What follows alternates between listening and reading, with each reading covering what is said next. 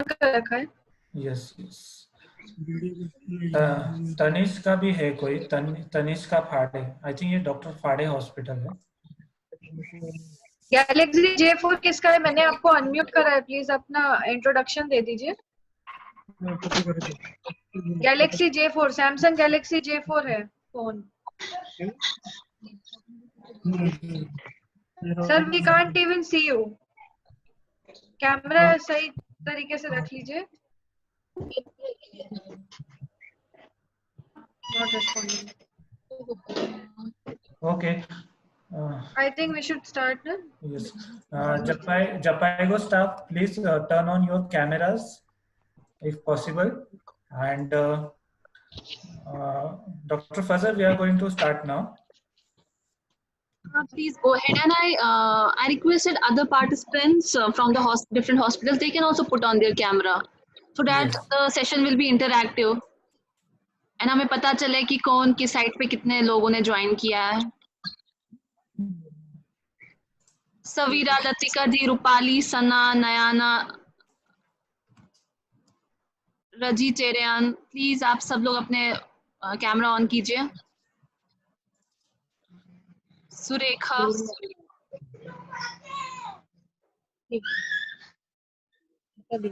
Ankita, Kritika, please cameras अपने on कीजिए।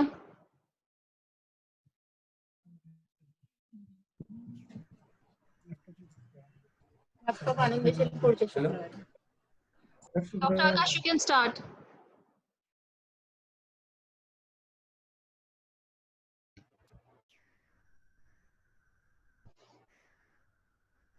Okay. Good afternoon to all and very warm welcome. आप इस सेशन के लिए ज्वाइन हुए हैं। ये मान्यता प्रोग्राम का सेकंड सेशन है जो हम इको इंडिया के पार्टनरशिप के साथ कर रहे हैं। आप सबका मैं जपाइगो की तरफ से और इको की तरफ से स्वागत करता हूँ। जैसे कि इसके पहले भी हमने ये सेशन किए हैं, आप सबको एक फिर से गुजारिश है कि आप सब अपने वीडियोस ऑन रखें और अपने आप को म्यूट पे रखें। अगर आपको कुछ बोलना है तो आप अनम्यूट करके बात कर सकते हैं। इनकेस अगर आपको आवाज बीच में क्लियर नहीं आ रही है तो शायद इंटरनेट का प्रॉब्लम हो सकता है, तो ऐसे वक्त में आप अपना वीडियो बंद कीजिए। और कुछ भी क्वेश्चन हो तो आप टाइप कर सकते हैं चैट बॉक्स में या फिर डायरेक्टली पूछ सकते हैं। अगर आपको हिंदी में या फिर इंग्लिश में पूछने को दिक्कत आ रही है तो आप मराठी में भी पूछ सकते हैं, हम ट्रांसलेट करके हमारे जो आज के एक्सपर्ट है उनको बता देंगे। Thank you. आज के हमारे जो एक्सपर्ट है और जो सेशन लेंगे वो है डॉक्टर सुरंजिन, मिस प्रियंका और मिस मोतुशी। ये हमारे program manager and program officer है जो आज के सेशन को लेंगे। आज का सेशन में सेशन के बाद एक फीडबैक लिंक भी शेयर किया जाएगा, तो उस पे जाके आप अपना फीडबैक भी दे सकते हैं। आपके लिए पीपीटीज ऑलरेडी शेयर कर चुके हैं, व्हाट्सएप ग्रुप में भी भेजा था और मेल पे भी भेजा था। किसी को नहीं मिला होगा तो आप अपने रिस्पेक्टिव जपाइगो स्टाफ से कांटेक्ट करके ले सकते हैं। Thank you. Over to today's presenter.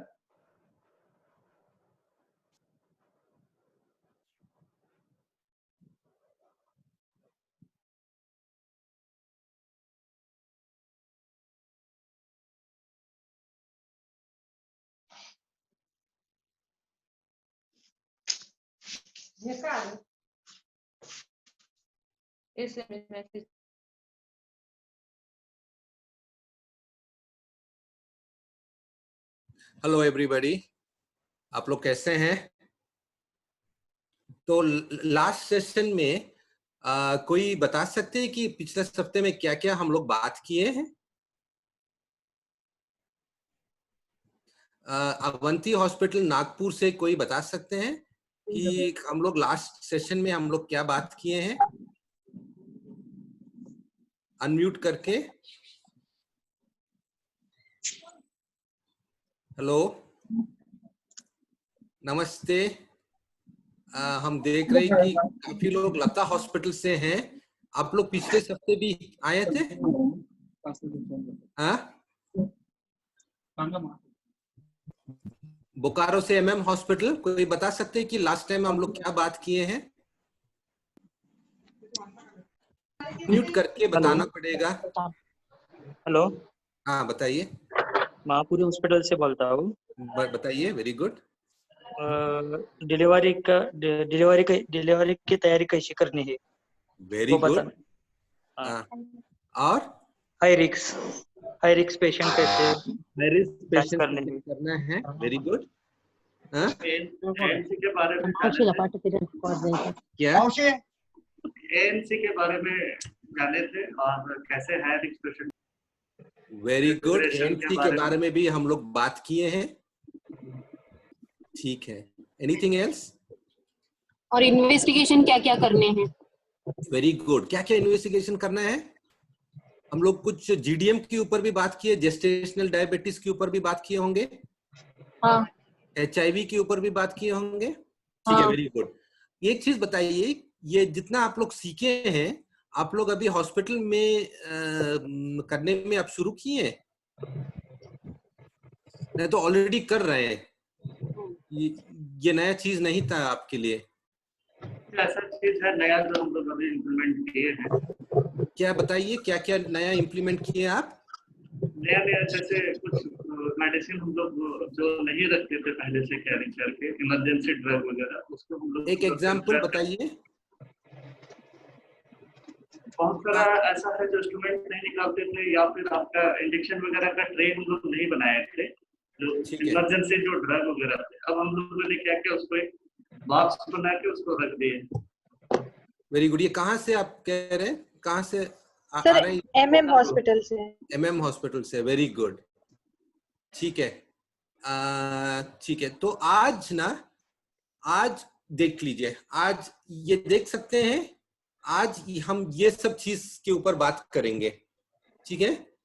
Introduction to clinical and facility standards. ये आज का सेशन ज्यादातर मैनेजर्स के बहुत इंपॉर्टेंट है। तो जितना मैनेजर्स हैं, जितना स्टाफ नर्स हैं, जितना हेड नर्स हैं, जितना इंचार्जेस है, जितना मेन डॉक्टर्स हैं, ये लोग आज ज्यादा ध्यान देना होगा। तो आज हम लोग ये बात करेंगे कि क्लिनिकल और फैसिलिटी स्टैंडर्ड्स क्या है, इन्फेक्शन प्रिवेंशन के ऊपर कुछ बात करेंगे, लेबर रूम का कैसे हम लोग डिजाइन करेंगे, केस का नोटेशन और रिकॉर्ड्स कैसे हम लोग मेंटेन करेंगे, ह्यूमन रिसोर्स का मैनेजमेंट हम लोग कैसे करेंगे, और हम लोग ये रैपअप के बारे में हम लोग बात करेंगे। कितना हॉस्पिटल्स के पास क्लिनिकल स्टैंडर्ड्स आप देखे हैं? आप लोग सब मान्यता का प्रोग्राम ज्वाइन किए हैं। मान्यता का प्रोग्राम में 16 क्लिनिकल स्टैंडर्ड्स हैं और 10 फैसिलिटी स्टैंडर्ड्स हैं। स्टैंडर्ड का ये मतलब है कि ये जरूर करना है हमारा फैसिलिटीज में। ठीक है। ये स्टैंडर्ड्स में एक स्टैंडर्ड हम लोग एंटीनेटल स्टैंडर्ड बोलते हैं कि एंटीनेटल में कैसे हम लोग काम करना है। स्टैंडर्ड हिंदी में क्या बोलते हैं? मराठी में क्या बोलेंगे हम लोग स्टैंडर्ड के लिए? मानके। मतलब ये ऐसे ही होना चाहिए, राइट? तनुश्री, स्टैंडर्ड के लिए क्या बताएंगे हिंदी में? सर मानके। इसका मतलब ऐसे ही करना है। जी सर। ठीक। जो ये जो स्टैंडर्ड है, आपका हॉस्पिटल में हमारा प्रोग्राम ऑफिसर फोन करेंगे, क्योंकि अभी हम लोग नहीं आ पा सकते हैं आपका हॉस्पिटल को, क्योंकि सब लॉकडाउन में चल रहे हैं। तो हमारा एक प्रोग्राम ऑफिसर है जो आपका इंचार्ज को फोन करके ये देखेंगे कि आपका स्टैंडर्ड्स क्या हो रहा है। देख लीजिए ये 16 स्टैंडर्ड्स। ये 16 स्टैंडर्ड्स में ये 16 स्टैंडर्ड्स में 16 स्टैंडर्ड्स आप लोग इधर देख सकते हैं। ये एक स्टैंडर्ड का डेफिनेशन है, इसमें बहुत चीज है लिखे हुए हैं, अभी सब पढ़ने की जरूरत नहीं, मगर हम लोग हर ट्रेनिंग में एक स्टैंडर्ड को हम लोग लेकर करेंगे। ये एक फैसिलिटी स्टैंडर्ड है। फैसिलिटी स्टैंडर्ड में हमारा फैसिलिटी में क्या करना है, हमें फैसिलिटी में नर्सिंग कैसे होना चाहिए, मेडिकल रिकॉर्ड्स क्या होना चाहिए, हेल्थ का ट्रेनिंग क्या होना चाहिए, क्वालिटी कैसे हम लोग मेंटेन करेंगे, ये सब हम लोग बात करेंगे। आज हम स्टैंडर्ड 7 और स्टैंडर्ड 8 को हम लोग ध्यान देंगे। ठीक है। ये एक असेसमेंट है और हम लोग असेसमेंट को मेजर करना है और इसको हम लोग प्रोग्रेस को देखना होगा। ये कौन करेंगे? ये आप ही लोग करेंगे। एक प्रोग्राम ऑफिसर आपको मदद करेंगे और डिजिटल प्लेटफॉर्म पर इसको अपलोड करना पड़ेगा। और ये हर 3 महीने इसको करने के समय में हम लोग को पता चलेगा कि हम जो स्टैंडर्ड है, जो करना पड़ता है, वो हम लोग कर रहे तो नहीं। और ये कौन करेंगे? आपका मैनेजर करेंगे। मैनेजर कौन हो सकते हैं? मैनेजर हो सकते हैं कि एक मैनेजर हो सकते हैं, नहीं तो आपका सबसे बड़ा डॉक्टर मैनेजर हो सकते हैं, नहीं तो आपका सबसे बड़े नर्स मैनेजर हो सकते हैं। जो भी आपका हॉस्पिटल में एक पर्सन आप लोग चूज करेंगे और वो ये स्टैंडर्ड्स को देखेंगे। तो हम बस पूछ रहे हैं, लता हॉस्पिटल आप अनम्यूट करिए। आप लोग का मैनेजर कौन है? आप है मैनेजर, आपका नाम? पठान सर। पाठक जी।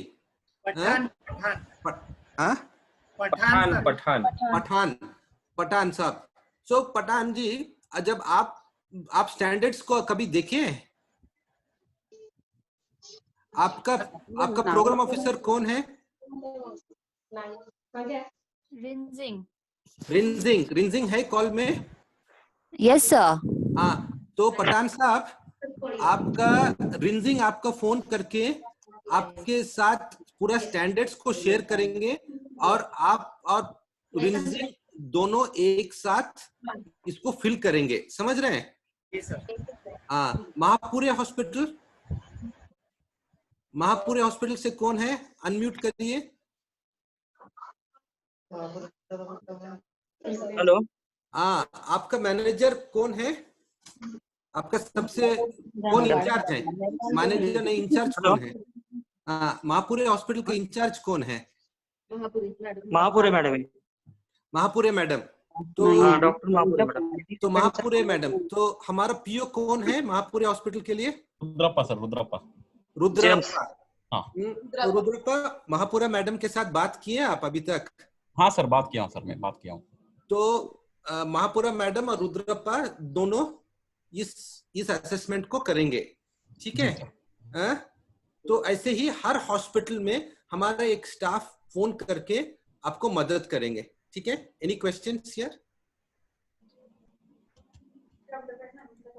ठीक है। कोणाला काही विचारायचं असेल तर प्लीज विचारा, हे असेसमेंट बद्दल जर काही डाउट असेल तर। ठीक है, अभी रुद्रप्पा आएंगे और बात करेंगे। जी सर, थैंक यू सर। तो अभी आपने देखा कि हम क्लिनिकल स्टैंडर्ड में हमारा इन्फेक्शन प्रिवेंशन प्रैक्टिस भी एक बहुत इम्पोर्टेंट है। तो आप बता पाएंगे कि इन्फेक्शन प्रिवेंशन प्रैक्टिसेस के लिए आपके हॉस्पिटल में आप क्या क्या करते हो? संक्रमण को रोकने के लिए आपके हॉस्पिटल में आपने क्या क्या करते हो? आप क्या क्या करते हो? आरएमएच हॉस्पिटल बताइए।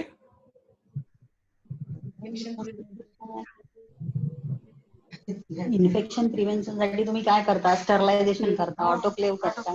जी बताइए। सिस्टर, संक्रमण रोकथामसाठी आपल्या रेनबो मेडिकल हॉस्पिटल मध्ये आपण काय काय गोष्टी करतो? आरएमएच ना? आरएमएच म्हणजे कोणतं आहे? जी बताइए। हेलो। हाँ बताइए। हाँ सर, फ्रॉम वात्सल्य हॉस्पिटल। हाँ जी, बताइए। हाँ सर, हम लोग डेली क्लीनिंग करते हैं, स्पेसिफिकेशन, वीकली हम लोग स्वैब भेजते हैं, कल्चर प्लेट भेजते हैं, और ऑटोक्लेव और एवरी केस के बाद ओटी लेबर रूम क्लीन होता है। यस, हम ये क्यों करते हैं सिस्टर? हम क्यों करते हैं ये madam? Cross infection prevention for cross infection. Yes, आपसे, हमारे से या तो पेशेंट से, कम्युनिटी को ये इन्फेक्शन ना पहले हम जैसे हम यहाँ पर ये सभी प्रैक्टिसेस करते हैं, ठीक है? हम आगे देखेंगे इसके लिए हमारे पास क्या क्या है, क्या क्या सुविधा है, क्या क्या करते हैं। Next slide. आगे सर। ठीक है, देखिए यहाँ पर जो हम बात कर रहे थे, जो मेन सोर्सेस ऑफ इन्फेक्शन है, या तो एनवायरनमेंट से, या तो क्लाइंट से, अटेंडर से, या तो हेल्थ पर्सनल से, या तो कम्युनिटी के बीच में जो इन्फेक्शन जो फैलता है, इसको हमको रोकना बहुत इंपॉर्टेंट है, क्योंकि यही सोर्सेस से हम है, पेशेंट है, या तो हॉस्पिटल में आने वाले अटेंडर से, ये सारा लोग पोटेंशियल होते हैं इन्फेक्शन को लेके जाने के लिए। आगे देखेंगे कि ये जो कैसे फैलता है, इसका मेन सोर्सेस ये है। तो इसको रोकने के लिए हम क्या करते हैं, इसको रोकने के लिए हमारे पास क्या क्या पद्धतियां आपने बता दिया कि जनरल क्लीनेस करते हैं आप यहाँ पर हॉस्पिटल में, स्वैब कर रहे हैं आप, इंस्ट्रूमेंट को स्टेराइल करेंगे। सबसे इंपॉर्टेंट बात क्या है, सबसे इंपॉर्टेंट प्रिंसिपल क्या है, सबसे इजी मेथड है और सबसे मतलब हैंड वॉश करने वाला, yes hand wash, very good very good. तो बताइए कि मैडम हॉस्पिटल में सभी लोग करेक्टली मतलब बिफोर प्रोसीजर और आफ्टर प्रोसीजर हैंड वॉश कर रहे हो आप? यस सर, करते हैं 7 प्रोसीजर से।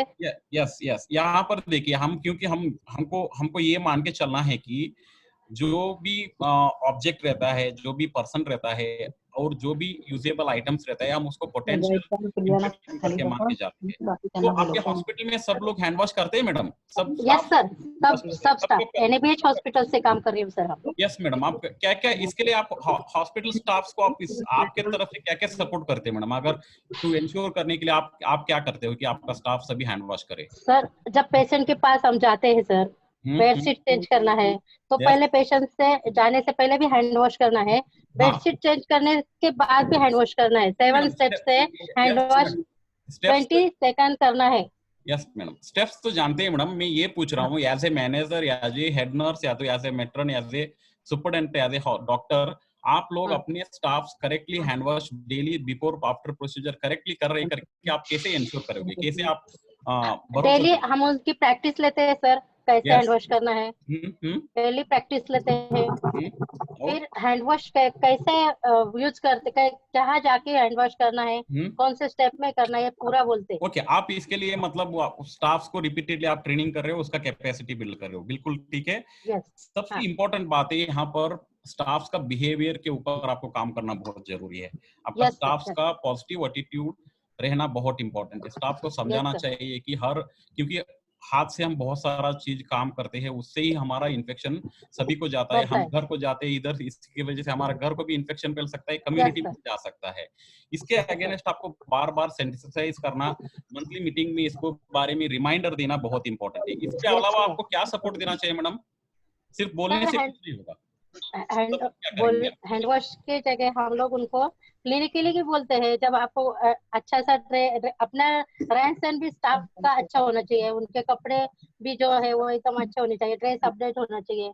इन्फेक्शन सोर्स बढ़ने से हम एक दूसरे को बैठते टचिंग करते हैं, वो जो हम लोग पेशेंट के रूम में भी जाएंगे तो हमारा क्लोथ, मास्क, कैप सब हाथ में चाहिए। यस मैडम, पीपी आप दिला रहे हो, और उसके साथ आपको ये इंश्योर करना चाहिए कि हैंड वॉशिंग के लिए क्या क्या सुविधाएं चाहिए। जैसे टैप चाहिए आपको, जो हाइट के हिसाब से टैप चाहिए, वहां पर साबुन चाहिए, साबुनदानी चाहिए, स्टेराइल आपको टॉवल चाहिए, सभी वहां पे रहना बहुत इंपॉर्टेंट है। और इसको मंथली मीटिंग में, वीकली मीटिंग में आप इसके बारे में, इसके रिलेटेड इश्यूज को डिस्कशन करना बहुत इंपॉर्टेंट है।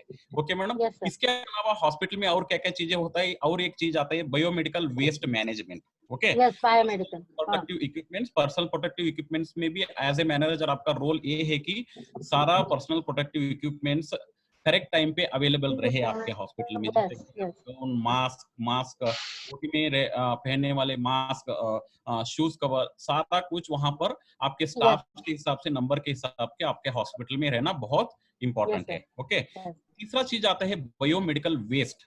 बायोमेडिकल वेस्ट क्या होता है? कोई बताएंगे दूसरे हॉस्पिटल बायोमेडिकल वेस्ट क्या होता है और इसको हैंडल करना क्यों इंपॉर्टेंट है हमको? दूसरे लोग बताइए। जो कचरा, जो पेशेंट मैडम दूसरे को ये करेंगे, दूसरे कोई भी बता सकते हैं प्लीज। दूसरा स्टाफ को ये बोलिए। बड़ा वीक हॉस्पिटल बताइए प्लीज। बड़वाइक हॉस्पिटल प्लीज बताइए बायोमेडिकल वेस्ट क्या होता है और इसको कैसे आप मैनेज करोगे? बायोमेडिकल वेस्ट कसं मॅनेज करायचं सांग लवकर. अरे मराठीत बोल ना तर. मराठीत बोला, मी मराठीत बोला. मराठीत बोला. हा कळतं मला, मराठी कळत आहे, तुम्ही सांगा. ब्लड वाला कुठे टाकणार? बायोमेडिकल वेस्ट जो है आपके हॉस्पिटल में जो भी आप प्रोसीजर करते हो उसके टाइम पे जो होने वाला जो वेस्ट होता है उसको हम बायोमेडिकल वेस्ट बोलते हैं। इसका आप सेग्रीगेट इसके जो देखिए बायोमेडिकल वेस्ट को आप कैसे हैंडल करते हो, आप इसको हैंडल कैसे करते हो बायोमेडिकल वेस्ट को? ब्लड येलो क्या करते हो उसको आप सेपरेट करते हो, विभाजन करते हो। ओके, आप कलर डिफरेंट कलर कोडेड में आप उसको डालते हो। काला में आप कचरा डाल रहे हैं, व्हाइट में आप शार्प नीडल्स डाल रहे हैं और पीले में आप मतलब प्लासेंटा या बॉडी पार्ट्स, ये सब आपको तो पता है। मैं बोलना चाहता हूँ इसको भी मैनेज करना बहुत इंपॉर्टेंट है। यहाँ पर मैनेजर का रोल ये ही, अगर आपका हॉस्पिटल में ही इसका वेस्ट आप मैनेज कर रहे तो आपका इसका एज गवर्नमेंट का रूल्स और पोल्यूशन कंट्रोल बोर्ड का रूल्स है, इसके हिसाब से आपको सेग्रीगेशन, कलेक्शन, स्टोरेज, ट्रांसपोर्ट करना और ट्रीटमेंट करके इसको डिस्पोज करना भी बहुत इंपॉर्टेंट है, क्योंकि बायोमेडिकल वेस्ट जो है बहुत हजारडस चीज है और बहुत सीरियस डिसीज को पैदा कर सकता है। आपके हॉस्पिटल में और सारा और कुछ चीजें होता है, जैसा लेनिन होता है, मतलब आपका हॉस्पिटल स्टाफ बेडशीट यूज करते हो आप, वहां पर चादर यूज करते हो, उसका सारा भी वहां पर जो सॉइल मतलब जो गीला कपड़ा वगैरह रहता है उसको भी मैनेज करना बहुत इंपॉर्टेंट है। उसका प्रोसेसिंग कैसा होता है, नेक्स्ट स्लाइड प्लीज। यहाँ पर सॉइल चीज को आप क्लीन करते हो, स्टेराइल करते हो और उसको आप सेंट्रल स्टेरलाइट डिपार्टमेंट में उसको फिर से वहां पर उसको रीयूज करने के लिए उसको एज पर गाइडलाइंस आपको स्टेरलाइजेशन को वहां पर करवाते हो। इसमें मेन चीज ये है कि एज आपके हॉस्पिटल स्टाफ को इसमें मेन रोल ये है कि इसको हैंडल करने के टाइम पर आप करेक्टली पर्सनल प्रोटेक्टिव इक्विपमेंट पहने, इसका डॉक्यूमेंटेशन करे, जो सारा इंस्ट्रूमेंट जो मतलब आप स्टेराइल किए हो उसको लिए रखने के लिए डेडिकेटेड स्पेस भी आपके हॉस्पिटल में रहना चाहिए। ओके, इसके अलावा आपके हॉस्पिटल में और कुछ चीजें भी होता है, जैसे अगर ब्लड गिर गया नीचे या तो मर्क्यूरी हॉस्पिटल में भी गिर गया, इसका मैनेजमेंट करना भी आपको पता रहना चाहिए। फटाफट बता सकते हैं कि ब्लड या मर्क्यूरी गिरा तो आप कैसे मैनेज करोगे, कौन बता सकते हैं, बताइए प्लीज। ब्लड प्रेशर आपण ते स्पिरिट बस बड़वाई हॉस्पिटल से कोई बता सकते हैं? मर्क्यूरी हॉस्पिटल प्लीज बताइए।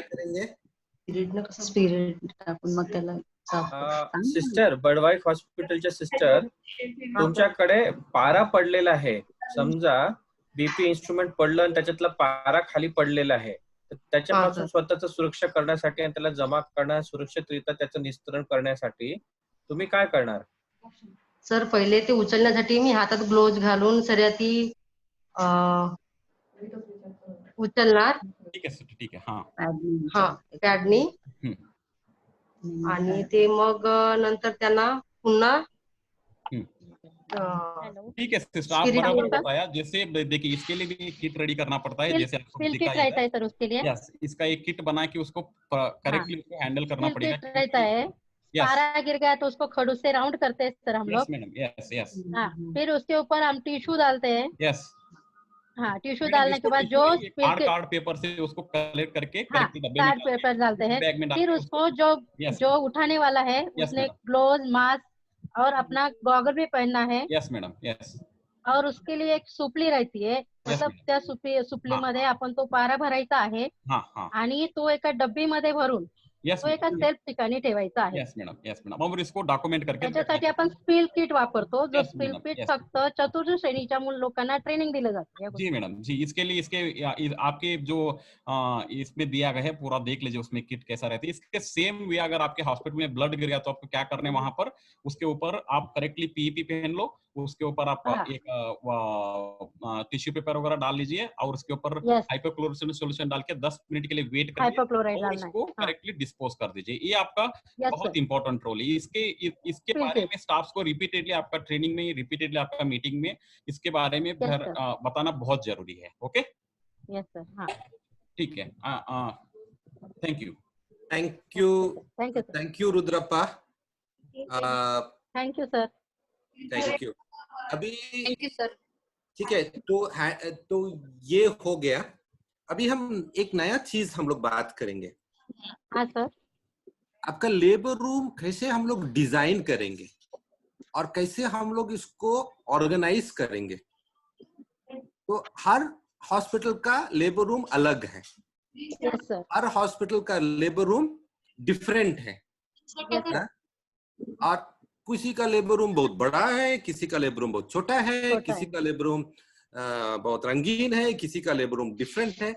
मगर हम ये बात कर रहे हैं कि एक अच्छा लेबर रूम का मतलब क्या है। ठीक है, हम लोग 10 मिनट इसके ऊपर टाइम देंगे। आप सब लोग ध्यान से सुनना है, ठीक है? एक चीज बताइए, इस लेबर रूम में क्या क्या चीज आप देख रहे हैं जो होना चाहिए और जो नहीं होना चाहिए? 2 मिनट में फट फट फट बताइए। Avanti hospital, Yogesh ji. Gawle hospital, hello. नहीं तो बहुत जान खाने शुभूगी तो ये वाला नंबर मत उठाना। Hello, Gawale hospital, hello sir. वो बेड जो है, बेड नहीं चाहिए उधर, ट्रॉली चाहिए। ठीक है, ट्रॉली, मशीन और लेबर टेबल। ये लेबर टेबल, बेड नहीं चाहिए उधर। इधर एक बेड नहीं है, मैकेंटॉश है। देखिए ये आईवी स्टैंड कितना गंदा है। वो आईवी स्टैंड इतना नहीं चाहिए, एक ही आईवी स्टैंड सफिशिएंट है। दूसरा क्या है? कर्टन नहीं है, कुछ नहीं है। और उसको लाइट भी नहीं है, हेडलाइट भी नहीं है, प्रॉपर लाइटिंग। लाइट भी नहीं है, एक ही लाइट है हेडलाइट ऊपर। नहीं है, मॉनिटर नहीं मेरा कर्सर ऑक्सीजन का भी नहीं सर उधर। हेलो, ऑक्सीजन का भी नहीं है। जो ओटी टेबल रहता है वो भी नहीं, ऑक्सीजन टेबल एनेस्थेसिया यूज करते हैं वो भी नहीं है। मतलब ये लेबर रूम है, ये ओटी नहीं है, लेबर रूम है। ठीक है, ठीक है। ये इसमें थोड़ा बेहतर है, इसमें लाइट है। लाइट है सर। ये क्या है? Examination table. ये केलीस पैड है। केलीस पैड सुने हैं? चाहिए। ये क्या है? स्टेरिलाइजर। इधर एक लेबर टेबल है, इधर एक लेबर टेबल है। हाँ, मगर बीच में कोई ये नहीं है, कर्टन नहीं है। डस्टबिन कम है सर, डस्टबिन नहीं सर। और देखिए ये इसमें लाल वाला ये रख दिया है। क्या रखना चाहिए इधर? हाँ, येलो चाहिए। येलो चाहिए सर। Yellow colour. ठीक है। इसमें क्या है? पेशेंट है, लेकिन वो पेशेंट है। ठीक है, इधर भी नो न्यूबॉर्न कॉर्नर। देखिए ट्रे टेबल कैसे है? गंदा है सर। ये क्या है? ये न्यूबॉर्न कॉर्नर है। ये इम्पोर्टेंट है, हर लेबर रूम के अंदर न्यूबॉर्न कॉर्नर होना चाहिए। और इसमें क्या मिस्टेक है? सिस्टरच्या रेडियंट वॉर्मरच्या जवळपास काही आहे का? गडबड वाटत आहे का तुम्हाला?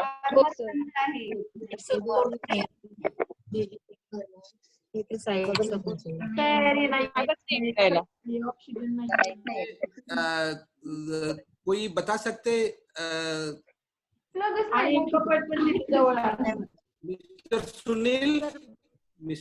Mister Sunil, hello, Deskar Sunil, hello, बता सकते हैं कि क्या मिस्टेक है? इधर ऑक्सीजन का नहीं है, कनेक्शन नहीं है।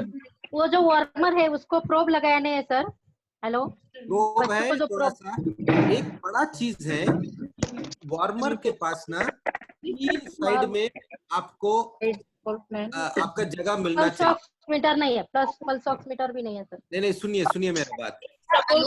3 साइड में जगह मिलना चाहिए। Hello sir, RMS hospital. Sir वो बहुत जगह कंजेस्टेड है, उधर डॉक्टर असिस्ट भी नहीं कर सकते बेबी। तो कुणाल मराठी में बोल सकते हैं कि 3 साइड में। यस तुम्ही बरोबर सांगितलं सिस्टर. आता ते फार कंजेस्टेड आहे आणि सगळ्यात महत्त्वाचे डॉक्टर नाही उभं राहू शकत सर. करेक्ट. आणि दुसरं म्हणजे जेव्हा पण तुमच्याकडे रेडियंट वॉर्मर ठेवला जातो कोणत्याही लेबर रूम मध्ये, तर कृपा करून एवढं लक्षात ठेवा की 3 साइडला ओपन असायला पाहिजे ना. हो सर, 3 साइड ओपन. तुम्ही एक जण उजव्या हाताने काम करते, दुसरं डावखुरा असतो, टीम वर्क असते, तर कमीत कमी 2 ते 3 लोक लागतात कधी. तर अशा वेळेस याच्यातून मला लक्षात आलं असेल की तिथे आपल्याला काम करायला जागा नाही आहे. ठीक आहे, अननेसेसरी गोष्टी तिथे ठेवलेल्या दिसतात. ठीक आहे ना. देखिए बीच में आ गया. ठीक है, ये देखिए ये थोड़ा सा अच्छा है. इसमें क्या है? देखिए इसमें देखिए 3 जगह 3 साइड है. ये अच्छा है, इसको थोड़ा सा ये करना है, इस सब अरेंज्ड है। देखिए ये कर्टन है, इधर ये एक टेबल है, ये एक टेबल, ये न्यूबॉर्न कॉर्नर है, ये एक टेबल है, कर्टन है, ठीक है। और न्यूबॉर्न कॉर्नर और टेबल के बीच में तुरंत जा सकते हैं, ठीक है। हाँ, हम वार्मर के पास पहुंच सकते हैं, जल्दी पहुंच सकते हैं तुरंत। और ये क्या है, ये केलिस पैड है। केलिस पैड बहुत इंपॉर्टेंट है क्योंकि लेडी का कंफर्ट के लिए, ठीक है। और ये मैकिन्टॉश है, मैकिन्टॉश, ठीक है। ये देखिए हाथ धोने के लिए बहुत अच्छा चीज है। और ये जो टैप है, एल्बो टैप है, साबुन है, एक हैंड वॉश का स्टेप्स लिखा है। ये लेबर रूम, कबर्ड है, बहुत नीट है। एक एक लेबर रूम टेबल के लिए एक एक अलग अलग जगह है। उसका अंदर लेबर रूम टेबल है, कर्टन है, नर्स का स्टेशन है, इधर नर्स देख सकते हैं सब लोग को। और न्यूबॉर्न कॉर्नर हॉस्पिटल है सर। हाँ, न्यूबॉर्न कॉर्नर इधर है तो तुरंत सब जगह से उधर पहुंच सकते हैं। हाँ सर, ठीक है। तो हम 7 चीज बताएंगे और मैनेजर सुनिए, मैनेजर सुनना पड़ेगा। ये जो चीज है आप लोग इसको नोट करके ये बताना है कि मेरा हॉस्पिटल में ऐसे है तो नहीं, समझ रहे हैं। तो पहले चीज कोई पढ़ सकते, प्राइवेसी।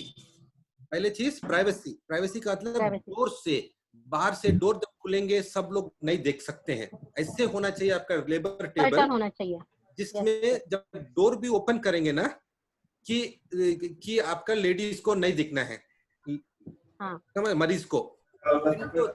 विंडोज को भी देखना है कि विंडोज के ऊपर डार्क नहीं होना चाहिए मगर वो स्मोकी ग्लास होना चाहिए, कर्टन होना चाहिए, एम्बियंस मतलब डोर और विंडो क्लीन होना चाहिए, फ्लोर का टाइल्स क्लीन होना चाहिए, वॉल का टाइल्स 6 फुट तक होना चाहिए, सफेद होना चाहिए। वॉल का टाइल्स 6 फुट क्यों होना चाहिए और सफेद क्यों होना चाहिए? शारदा हॉस्पिटल कोई बता सकते हैं?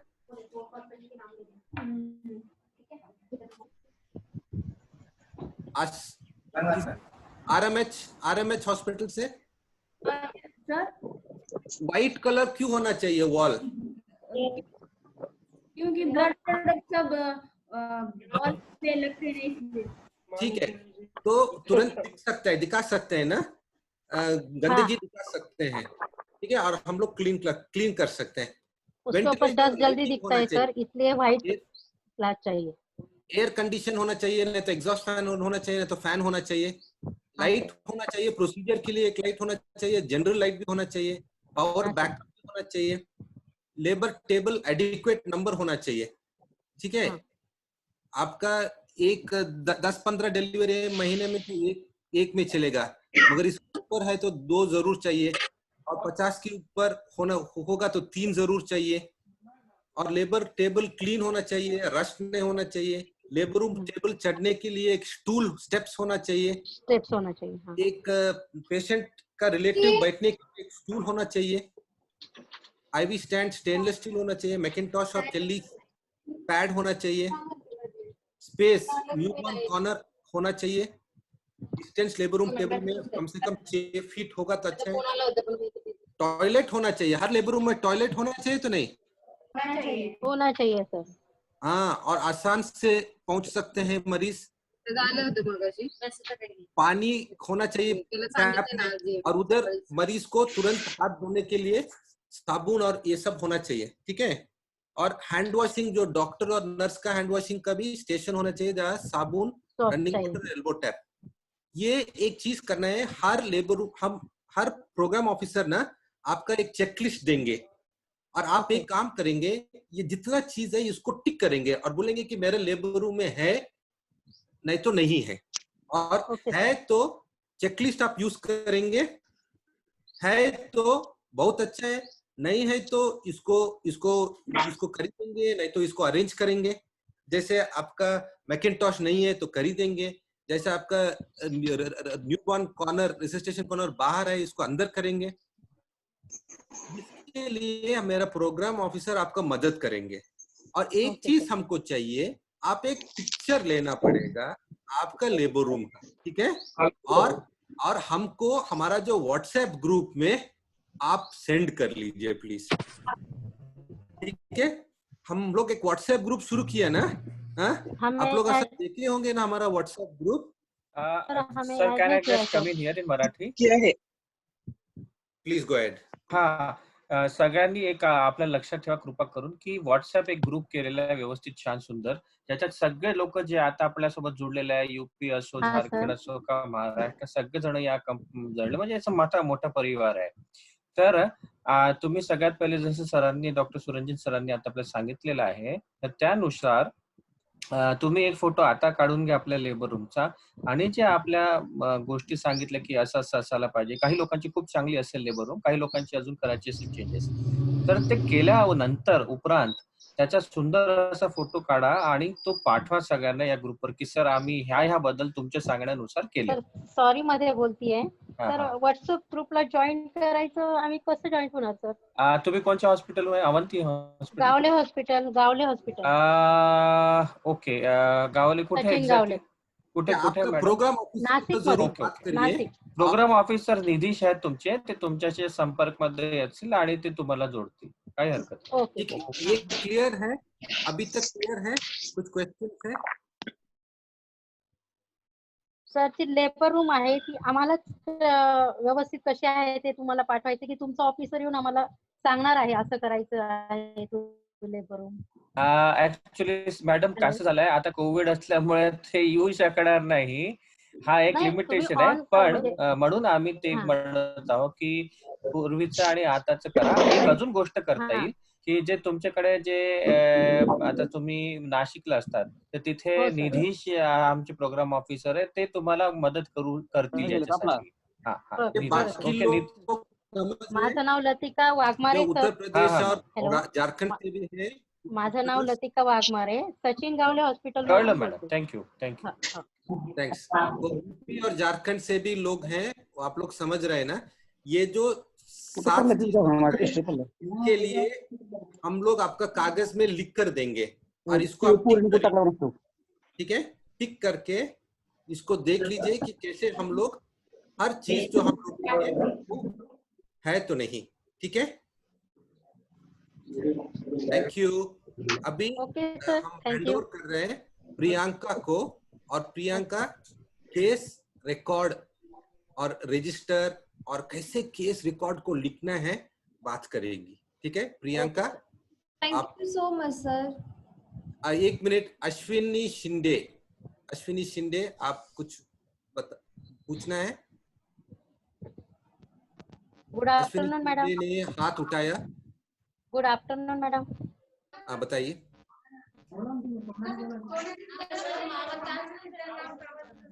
अश्विनी शिंदे कौन है? आप हाथ उठाया. ठीक है, no problem. Thank you Priyanka, please go ahead. Thank you sir. Good afternoon madam.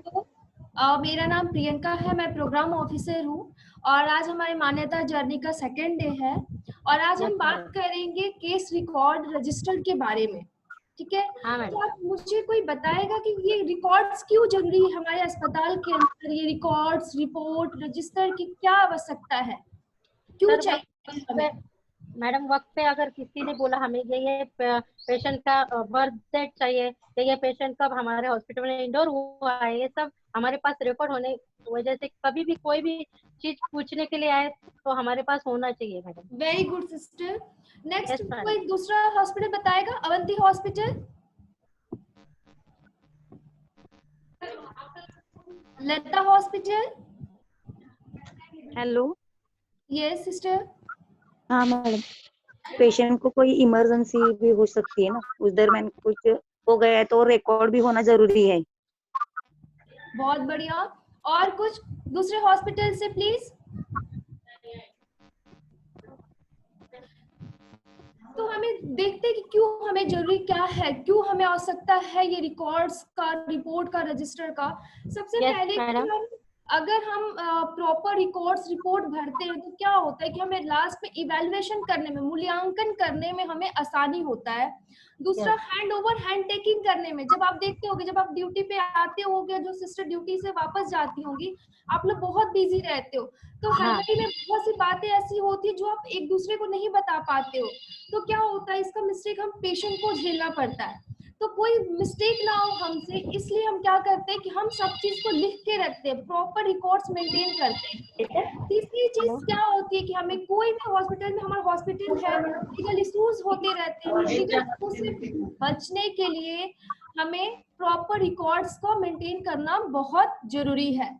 At the end of the month आप जानना चाहते हो कि आपके हॉस्पिटल में कितने स्टाफ, आपके हॉस्पिटल में कितने पेशेंट आए, कौन से पेशेंट को किस तरीके का कॉम्प्लिकेशन था, क्या था, कौन सा कॉम्प्लिकेशन हमारे हॉस्पिटल में सबसे ज्यादा हुआ, कैसे इम्प्रूवमेंट होगा, उसके रिव्यू करने के लिए आपके पास आपका रिकॉर्ड्स होना बहुत ही ज्यादा जरूरी है।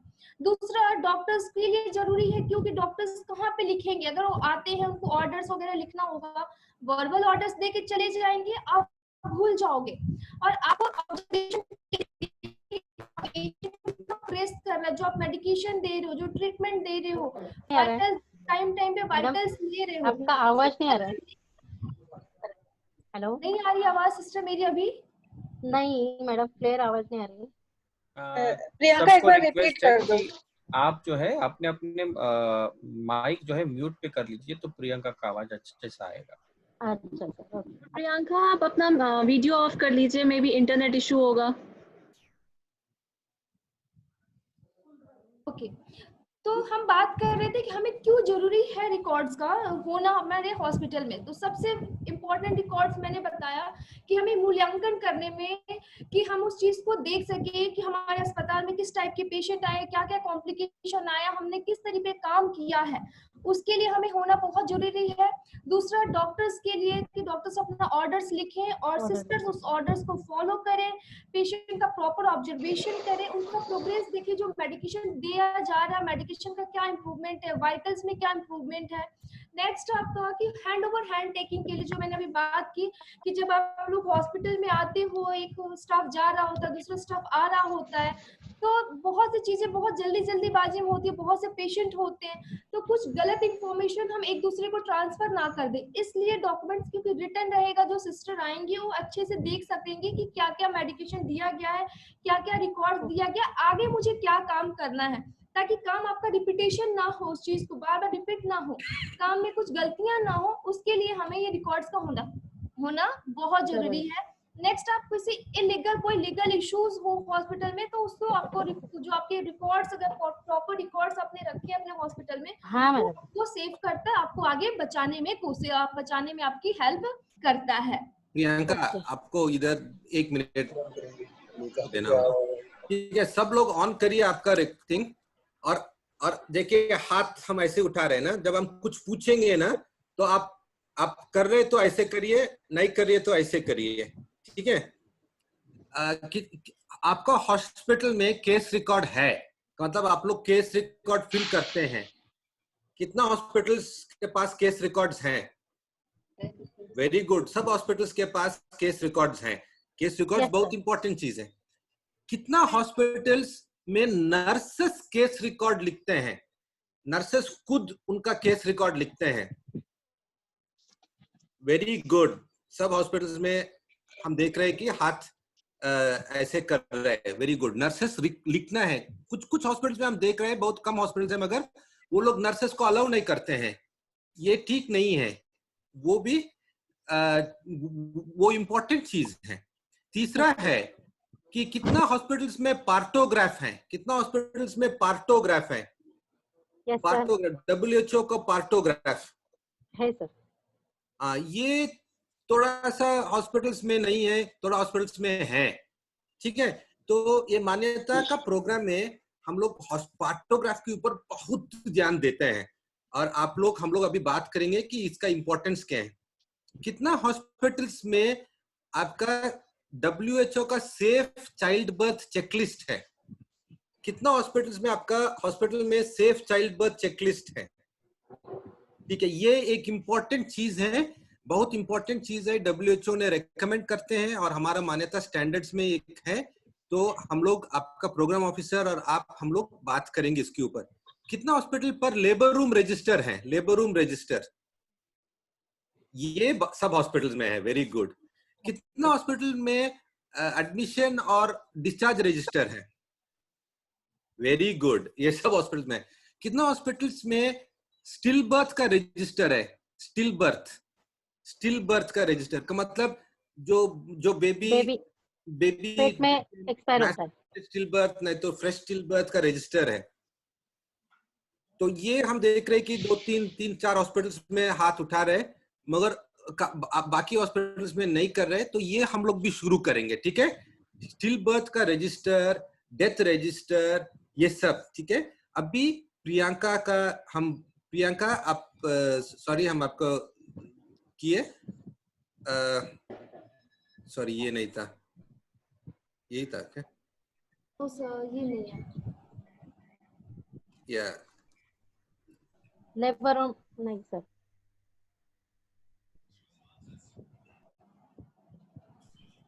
ठीक है, हाँ, गो अहेड।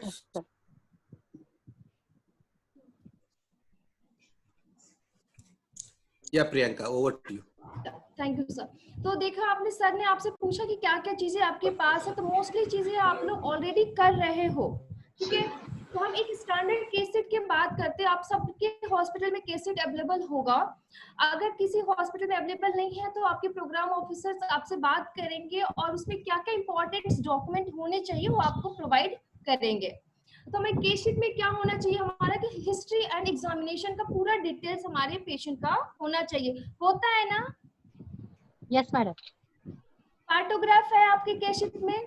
कुछ लोगों ने बताया कि आपके केस शीट में पार्टोग्राफ है। डिलीवरी नोट्स लिखते हो आप लोग? Yes madam. क्या क्या लिखते हैं हम डिलीवरी नोट्स में? जो डिलिव्हरी पे मॅडम आती है, जो पेशंट त्याचं किती दिवस भरलेले आहेत, तिची प्रेग्नन्सी किती महिन्याची आहे, हे नोट्स आहे. तिला बीपीचा त्रास आहे का, शुगर आहे का, हे सगळं। Very good sister. Treatment sheets होता है उसमें कि क्या क्या जो डॉक्टर प्रिस्क्राइब करते हैं कि ये ट्रीटमेंट देना है, आप कब कब देते हो, आप उसमें टाइमिंग मेंशन करते हो। वाइटल्स रिकॉर्ड होता है आपका उसमें। सर्जरी और एनेस्थीसिया का रिकॉर्ड आपके केस शीट में होना चाहिए। इतना ये पॉइंट्स है जो कि आपके केस शीट में अवेलेबल होना चाहिए। दूसरा बात करेंगे हम चेकलिस्ट पे।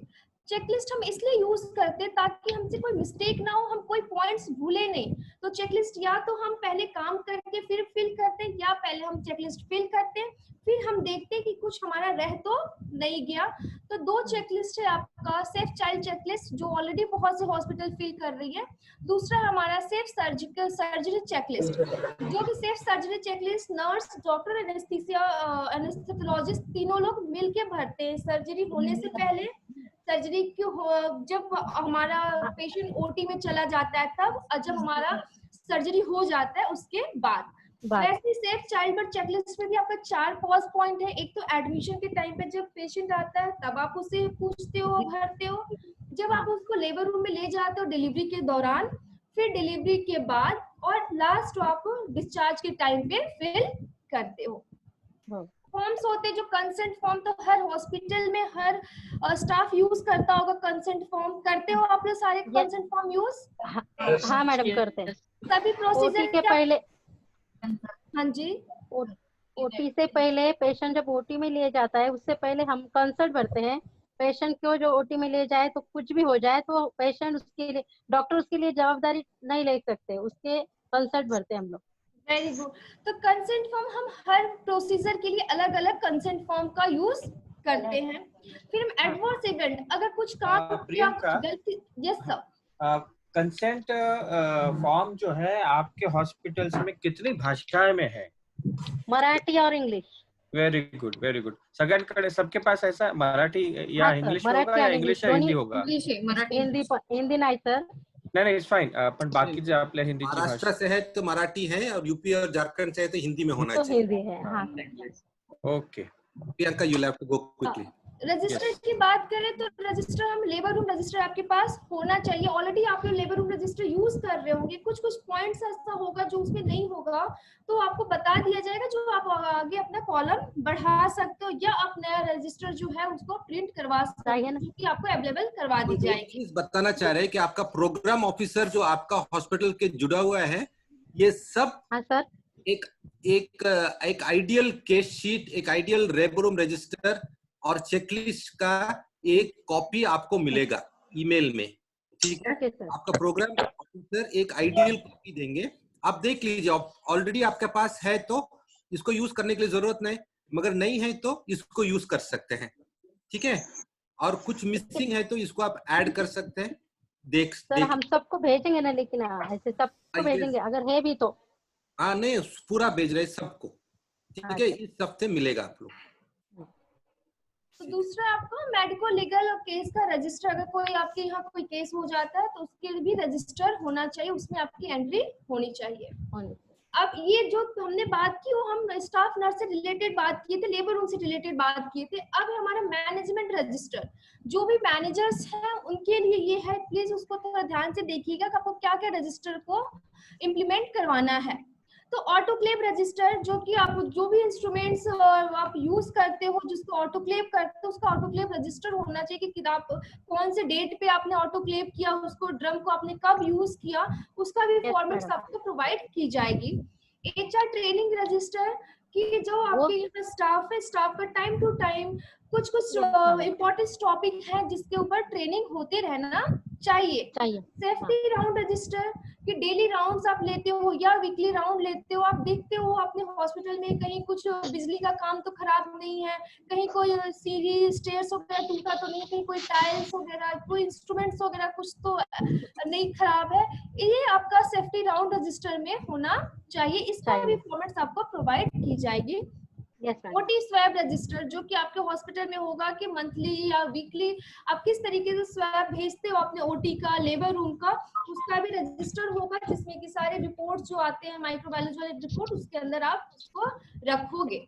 नेक्स्ट आपका इंडेंट रजिस्टर कि कौन सा सामान आपको कितना अमाउंट में चाहिए, कब आपको चाहिए, जो आप इंडेंट बना के अपने मैनेजमेंट को भेजते हो कि ये सामान की मुझे रिक्वायरमेंट है। मेन मैनेजर का रोल, अगर उसके पास अवेलेबल नहीं है, अगर हॉस्पिटल में ये सारी चीजें अवेलेबल नहीं है तो आपको प्रोग्राम ऑफिसर देंगे उस फॉर्मेट्स को। आपकी ड्यूटी है कि आप उसको प्रिंट करवाएं, जो उसको खरीदें, उस चेकलिस्ट को रजिस्टर बनवाएं और उसको यूज कराएं। यूज कैसे आप कराओगे? हर पेशेंट, जो भी पेशेंट आपके एडमिट हो रहा है, जब आप केस फाइल बनाते हैं तो हर केस फाइल में सारे फॉर्म्स आपके होने चाहिए और आपको इंश्योर करना है कि वो सारे स्टाफ उसको फिल करे। नोट्स जो हमने बताया कि कुछ नोट्स आप देखते हो, जैसे delivery notes, baby notes, anaesthesia notes, तो उसमें क्या क्या होना चाहिए ऑलरेडी उसमें मेंशन है, जो कि आपको प्रोवाइड, जो स्टैंडर्ड्स है आपके स्टैंडर्ड्स में क्लियर मेंशन किया गया कि नोट्स में आपको क्या क्या लिखना चाहिए। ये हमारे डिलीवरी नोट्स में हम क्या लिखते हैं? आउटकम मतलब जो बच्चा आया वो आउटकम क्या था, लाइव बर्थ है, स्टिल बर्थ है, IUD है, ये आपको देखना है। डेट एंड टाइम आपको नोट करना है, कौन से टाइम पे बच्चा आपका हुआ, फुल टर्म था, कितने वीक का था, 37 वीक का था, 36, 40 वीक्स, उसका जेस्टेशनल एज उसमें मेंशन होना चाहिए। किसने डिलीवरी किया, डॉक्टर और सिस्टर्स का नाम होना चाहिए, सिग्नेचर होना चाहिए। कौन से टाइप की डिलीवरी थी, नॉर्मल था, असिस्टेड था, असिस्टेड में फॉरसेप था कि वैक्यूम था या सिजरियन था, आपको उसको मेंशन करना है। तो प्रियंका एक मिनट, तो जितना चीज है ना ये मैनेजर ध्यान देना है, ये हम आपको मैनेजर को देंगे और मैनेजर देख लीजिए, ये हम बता रहे हैं ना, बताने की जरूरत नहीं, आप हर हफ्ते में 2-3 चार्ट लेकर इसको चेक करना है कि ये सब लिख रहा है तो नहीं, ये सब हो रहा है तो नहीं, और नहीं हो रहा है तो इसको चेक करना होगा। ये मैनेजर का की रोल है। ये जो स्लाइड है हम आपको सेंड करेंगे और ये स्लाइड हम मैनेजर ने हर हफ्ते कम से कम 1-2-3 चार्ट में इसको चेक करना होगा, और नहीं हो रहा है तो फिर स्टाफ को सिखाना है कि उसको फिल करना है, ठीक है? जैसे एनेस्थीसिया नोट में हो सकता है कि ये सब नहीं लिखा है तो आप एनेस्थेटिस्ट को बताना होगा कि मैडम नहीं तो सर आप आप ये सब लिखना होगा, हमारा रूल है, इसको लिखना है, ठीक है। ये आपका NABH स्टैंडर्ड तक है और ये करेंगे तो NABH को भी मिल जाएगा आपको। ये डिलीवरी नोट में ये सब होना चाहिए, ठीक है। तो मैनेजर का इम्पोर्टेंट रोल है। तो मतलब जो भी हमारा कॉलम है, कोई कॉलम खाली नहीं होना चाहिए, अगर कोई कॉलम दिया गया उसको फुलफिल होना चाहिए। ये मैनेजर का रोल है कि उसको इंश्योर करे कि वो काम हो रहा है कि नहीं। अब हम बात करेंगे कि क्यों रिकॉर्ड्स की हमें जरूरत है। मैं एक केस स्टडी आपको बताऊंगी, उससे हमें इम्पोर्टेंस थोड़ा पता चलेगा।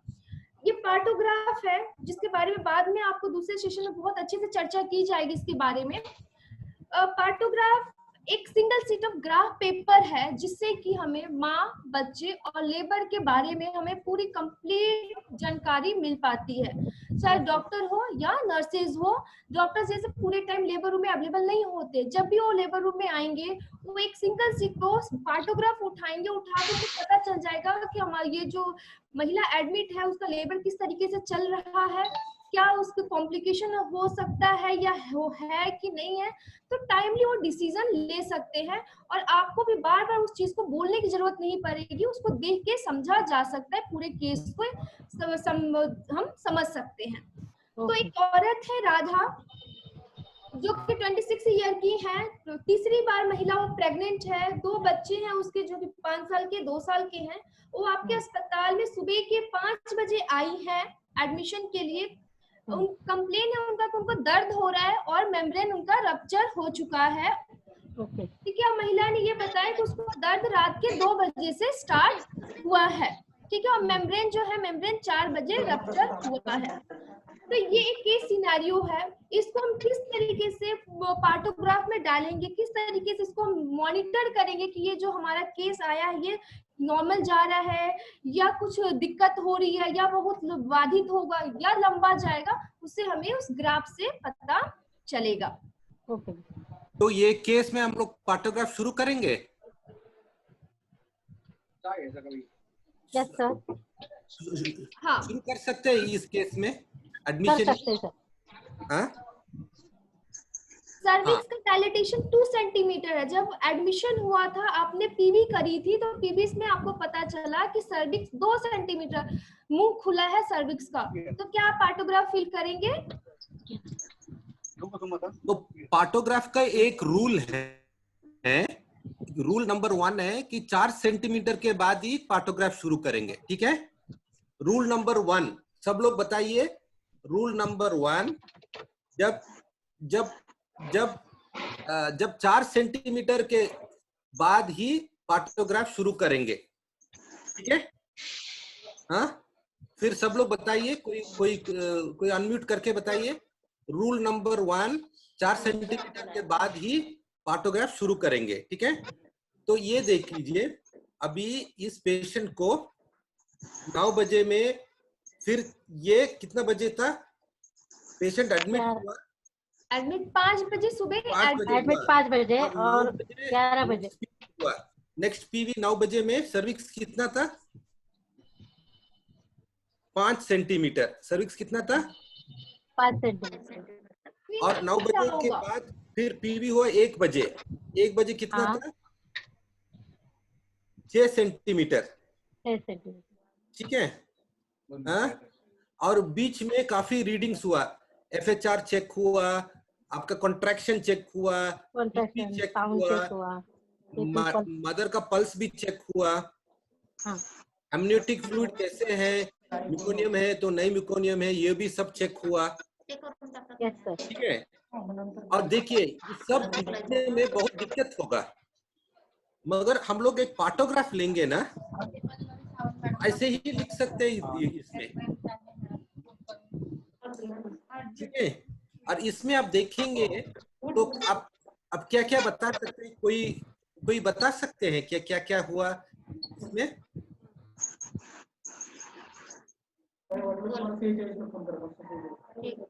इस पार्टोग्राफ से आपको क्या समझ में आ रहा है? क्या क्या चीजें, क्या क्या हिस्ट्री हमें मिल रही है? कुछ समझ आ रहा है इस ग्राफ को देख के? का सब FHS डाउन हो रहे हैं, FHS डाउन में उसका बीच हो रहे हैं। तो इधर तो इधर FH डाउन हो रहा है, ठीक है। हाँ, और कॉन्ट्रैक्शन अचानक ज्यादा हो रहा है इधर,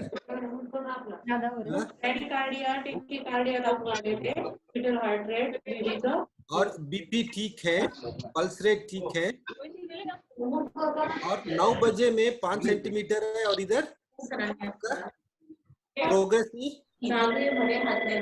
नहीं हुआ,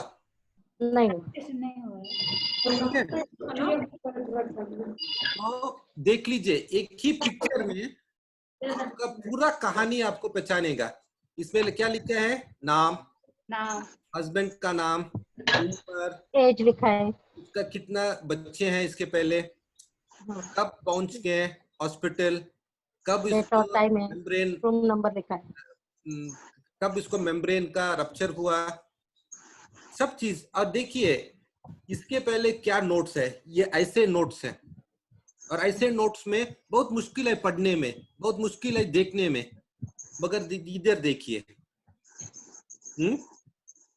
और कोई डॉक्टर है हमारा क्लास में, कोई बता सकते हैं कि ऐसे केस में आप लोग क्या सोचेंगे और क्या करेंगे? तो आप नर्स है, तो आप क्या बताएंगे डॉक्टर को ऐसे केस में? पहले पेशेंट के साथ बात करेंगे, पेशेंट को मिलेगी। थोड़ा जोर से बात करना है, हमको नहीं सुन रहे। पेशेंट को पहले काउंसलिंग करेंगे कि बेबी का क्या प्रोग्रेस नहीं हो रहा है, तो पेशेंट को ओटी में लेना पड़ेगा, इसलिए कंसर्न फॉर्म लेंगे। कंसर्न फॉर्म क्यों कर रहे हैं? क्योंकि सेफ्टी के लिए उनको सेफ्टी ठीक है, मगर आप क्या सोच रहे हैं, क्या करना है इस केस में? सर इस केस में अगर हम सिस्टर है तो डॉक्टर को पहले बोलेंगे पेशेंट को पेन है सर, इसमें पेशेंट के एफएसएच ड्रॉप हो रहे हैं और 9 AM को 5 सेंटीमीटर डायलेटेड है टिल 1 AM तक ड्रॉप। और ये क्या लिखा है इधर? इधर क्या लिखा है? म्यूकोनियम भी हो रहा है इधर, म्यूकोनियम फ्लूइड लिखा है। हाँ, ठीक है। एक ही पिक्चर में ना, एक ही जगह पर पूरा आपका आएगा। इसको हम लोग हमारा डॉक्टर लैंग्वेज में क्या हम लोग बोलेंगे इसको? Delayed progress of labour. Delayed progress of labour, okay sir. और इसका क्या हम बताएंगे? ये इसमें हम ये बताएंगे कि may be if this is the action line, ये आपका एक्शन लाइन है, ये पार करेंगे तो हम इस पेशेंट को लेकर जाना पड़ेगा ओटी में। ठीक है, एंड गो फॉर सिजेरियन। ये अलर्ट लाइन है और ये एक्शन लाइन है, और ऑलरेडी क्योंकि एफएच डिप हो रही है, ये तुरंत हम लोग लेबर के लिए इम्पोर्टेंस ऑफ पार्टोग्राफी हमारा, ठीक है। तो ये कोई पढ़ सकते हैं?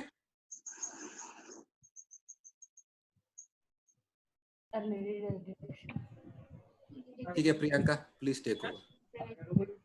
तो आपने देखा ये पार्टोग्राफ, जिसमें कि ऑलरेडी आपको पता, आप लोगों ने कुछ चीजें देखी, तो पार्टोग्राफ आपको पता होना चाहिए कि जैसे सर ने बताया कि 4 घंटे जब 4 सेंटीमीटर डायलेटेशन हो जाएगा तभी आप उसको फिल करोगे। जब 4 सेंटीमीटर डायलेटेशन हो जाता है उसके बाद हर घंटे 1-1 सेंटीमीटर आपके सर्विक्स का डायलेटेशन होना चाहिए। अगर नहीं हो रहा है तो कैसे पता चल रहा है? आपको पार्टोग्राफ से आपको पता चल रहा है, तो आपको डायरेक्टली एक्शन लेना होगा। उसमें आपने देखा कि बेबी कॉम्प्रोमाइज कर रहा था, बेबी का मेकोनियम भी था, बेबी का हार्ट रेट भी आपका डाउन हो रहा था, हार्ट रेट डाउन था, हाँ। कॉन्ट्रैक्शन बराबर था, कॉन्ट्रैक्शन सही था, बराबर कॉन्ट्रैक्शन, अच्छी कॉन्ट्रैक्शन के बाद भी सर्विक्स का डायलेटेशन नहीं हो रहा था, सर्विक्स का मुंह नहीं खुल रहा था और बच्चा भी कॉम्प्रोमाइज आपका कर रहा था। इससे हमें ये पता चल रहा है कि कहीं ना कहीं कुछ ऑब्स्ट्रक्शन है, कहीं ना कहीं रुकावट है बच्चे को आने में। ये क्या हुआ हमारा कि ऑब्स्ट्रक्टेड लेबर था हमारा। ये पेपर देखो, कोई भी लिखना पसंद नहीं करता, पढ़ना पसंद नहीं करता, लेकिन एक पिक्चर देख के बहुत सी चीजों को अनुमान लगा सकते हैं। वो हाँ, ये पिक्चर है जिससे कि हमें पता चल रहा है यहाँ कॉन्ट्रैक्शन हमारा सही हो रहा है, बट डायलेटेशन नहीं हो रहा है, बच्चा कॉम्प्रोमाइज कर रहा है। यहाँ मदर का कंडीशन देखे तो मैटरनल कंडीशन हमारा सही है। तो ये हम यहाँ देख के हमें पता चल जाएगा कि ये हमारा ऑब्स्ट्रक्टेड लेबर है। तो हम क्या हुआ टाइमली, ये जो हमारा एक्शन लाइन है, एक्शन लाइन पे हम भर रहे थे, ठीक है, अलर्ट लाइन पे हम भर रहे थे, अलर्ट लाइन को क्रॉस कर गया, ये आप देख रहे होंगे जो ब्लू लाइन है, अलर्ट लाइन को क्रॉस करके एक्शन लाइन की तरफ जा रहा है। तो जो हमें इंडिकेट कर रहा है कि भाई अब एक्शन ले लो, कि ये नॉर्मल हमें नहीं दिख रहा है कि नॉर्मल होने वाला है, क्योंकि अभी तक जैसे 5 सेंटीमीटर का था, अब 4 घंटे के बाद भी हमारा 1 सेंटीमीटर डायलेटेशन हुआ, यानी कि प्रोग्रेस हमारा नहीं हो रहा है, कहीं ना कहीं रुकावट है। तो आप यहाँ पे आपके जो डॉक्टर होंगे वो करेक्टिव एक्शन लेंगे कि सीजर के लिए जाना है, या आपके पास सीजर का व्यवस्था नहीं होगा तो आप उसको टाइमली रेफर कर सकते हैं। हाँ। तो इम्पोर्टेंस पता चला आपको इसका? मैडम मैं एक बात पूछूं? यस, हम हर एक गायनिक हॉस्पिटल में हम लोग सिस्टर लोग जो काम करते हैं, अगर जहाँ RMO नहीं है, दूसरे सब कुछ करते हैं, ऑलरेडी हम क्वालिफाइड रहते हैं मैडम, लेकिन जो पार्टोग्राम है उसका एक स्पेशल ट्रेनिंग हम सिस्टर लोगों को देना चाहिए। आपको पार्टोग्राफ की ट्रेनिंग मिलेगी मैडम, ये बस एक रिकॉर्ड की इम्पोर्टेंस है, इसके लिए हमने ये दिखाया। हाँ, एक हॉस्पिटल के लिए होगा जिसमें पार्टोग्राफ बहुत अच्छे से आपको बताया जाएगा।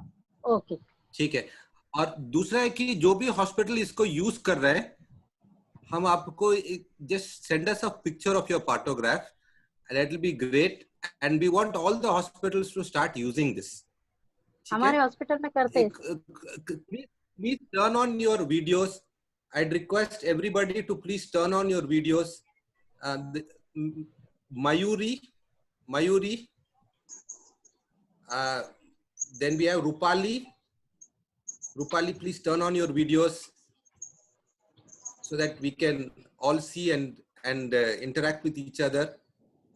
Okay. So this is a thanks thing. So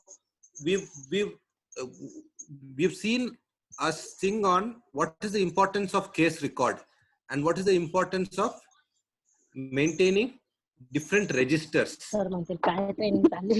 Now we are talking about HR management. Motushi will take this. Sure. Dr. Sachin. Hello, good afternoon all. मैं मोटुशी बोल रही हूँ चिपाईगू से ही। तो अभी हम लोग थोड़ा सा HR मैनेजमेंट के बारे में बात करेंगे, और बीच बीच में मैं आपको पूछती भी जाऊंगी क्यों इतना इम्पोर्टेंट क्यों है HR, ह्यूमन रिसोर्स मैनेजमेंट। ठीक है, तो ये क्यों इम्पोर्टेंट है? एक तो है HR मैनेजमेंट जब हमारे हॉस्पिटल में, हर एक हॉस्पिटल में जब होता है वो स्ट्रक्चरल होता है, कंट्रोल होता है, उसमें कंसिस्टेंसी होता है एंड फेयरनेस होता है। स्ट्रक्चरल में क्या होगा, आपका पॉलिसी अगर जब आपके पास होता है, जब भी आप कोई न्यू हायरिंग करते हो, न्यू एम्प्लॉय लेते हो नर्सेस या फिर मैनेजर या HR में, तो आप वहां पे एक सुपरविजन होता है एंड सुपरवाइजर भी होता है कोई डेडिकेटेड। देन कंट्रोल होता है। कंट्रोल मीन्स कोई जैसे कि आपका जॉब डिस्क्रिप्शन, एक डेडिकेटेड जॉब डिस्क्रिप्शन होगा। जैसे नर्सेस का इंचार्ज का जो जॉब डिस्क्रिप्शन होगा वो मैनेजर से अलग होगा। स्टाफ नर्सेस का जो होगा वो अलग स्टाफ से, जैसे कि अलग डिपार्टमेंट में जो स्टाफ है, ICU वाले जो स्टाफ है उनका जॉब डिस्क्रिप्शन अलग होगा। लेबर रूम में जो स्टाफ है उनका अलग होगा। वैसे डेडिकेटेड कोई जॉब डिस्क्रिप्शन आपके पास होना चाहिए। ठीक है, ये स्पेशली जो मैनेजर है हॉस्पिटल में और जो इंचार्ज है, शिफ्ट इंचार्ज जो है, उनके लिए ज्यादा इम्पोर्टेंट है। ठीक है, कंसिस्टेंसी में क्या होगा आपका, ये जैसे कि कितना टाइम तक आपका टाइमलाइन होना चाहिए। जैसे आपका जो नर्सेस है उनका मॉर्निंग ड्यूटी होता है, इवनिंग ड्यूटी, नाइट ड्यूटी होता है, जो टाइमलाइन है वो मेंशन होना चाहिए। देन फेयरनेस मींस आपके पास कोई भी एम्प्लॉय को कुछ भी प्रॉब्लम होता है तो इक्वली ट्रीट किया जाएगा सबको। ठीक है, तो ये पॉलिसी होना क्यों इम्पोर्टेंट है, क्योंकि इसमें क्या होता है, कुछ रूल्स एंड रेगुलेशंस जब होता है तो हमारे अंदर वो चीज होता है कि हमें ये रूल्स एंड रेगुलेशन फॉलो करना है। अगर नहीं फॉलो करते हैं तो कुछ एक्शंस लिया जाएगा। कन्फ्लिक्ट नहीं होता है, कन्फ्लिक्ट अवॉइड करने के लिए ये हम एक अच्छा सा एक डिसीजन लेने के लिए हम लोग ये कुछ एचआर की जो मैनेजमेंट के जो पॉलिसीज है वो फॉलो करते हैं। इसलिए पॉलिसीज होना बहुत ही जरूरी है। ठीक है, अभी आप लोगों में से कोई बता सकता है कहाँ पे कौन से हॉस्पिटल में पॉलिसीज ऑलरेडी है? आप लोग जब स्टार्ट किए हैं काम करना तो किनके हॉस्पिटल में पॉलिसीज है? जी मैडम आप बताइए। लतिका मैम, मैम आपको अनम्यूट करके बताना होगा प्लीज।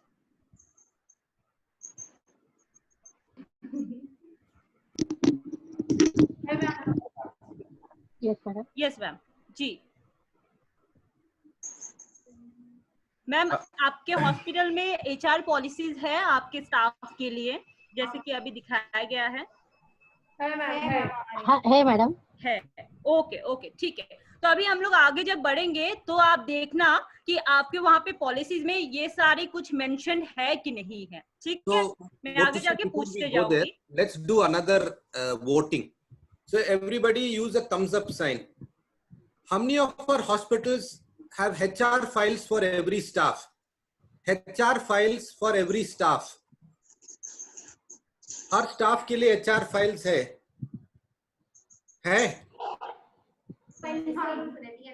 हाँ जी, कर लीजिए। है तो कर लीजिए, नहीं है तो ऐसे कर लीजिए। हाँ, तो कितना हॉस्पिटल्स में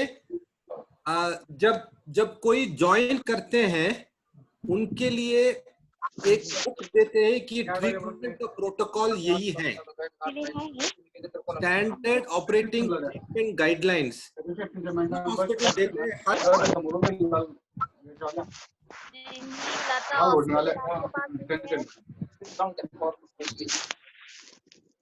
ठीक है। कितना हॉस्पिटल आपके पास स्टैंडर्ड ऑपरेटिंग गाइडलाइन है और ट्रीटमेंट गाइडलाइन है? Very good. फ्यू हॉस्पिटल्स हम देख रहे हैं जिसके पास ट्रीटमेंट गाइडलाइन है, मगर ज्यादातर हॉस्पिटल्स के पास नहीं है। हमारा पास एक आइडियल चीज है, तो दिखाएंगे और इसको आप इससे आप कुछ कर सकते हैं। तीसरा है, कितना हॉस्पिटल्स में रेगुलर ट्रेनिंग हो रहा है आपका स्टाफ के लिए? कितना हॉस्पिटल्स में रेगुलर ट्रेनिंग है, रेगुलर ट्रेनिंग शेड्यूल है और रेगुलर ट्रेनिंग रजिस्टर मेंटेन कर रहे हैं? तो हम देख रहे हैं अवंती हॉस्पिटल, प्रमिला मानकर, कुछ जगह में हम देख रहे हैं कि हो रहा है। जीजय हॉस्पिटल और अमित आप हाथ उठा रहे? नहीं उठा रहे?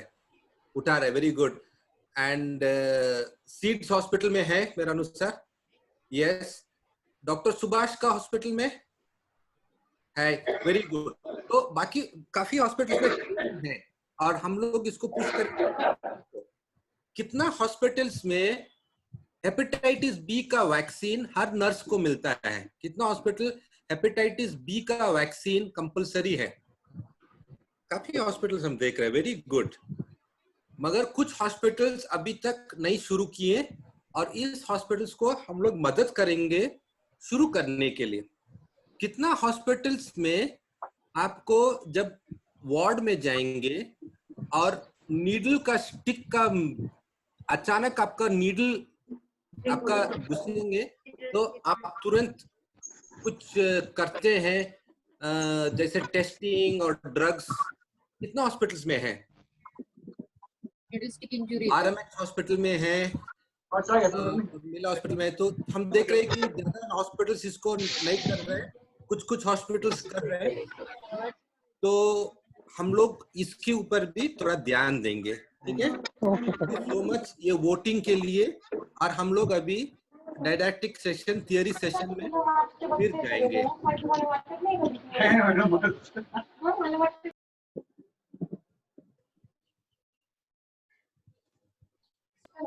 Tushi, over to you.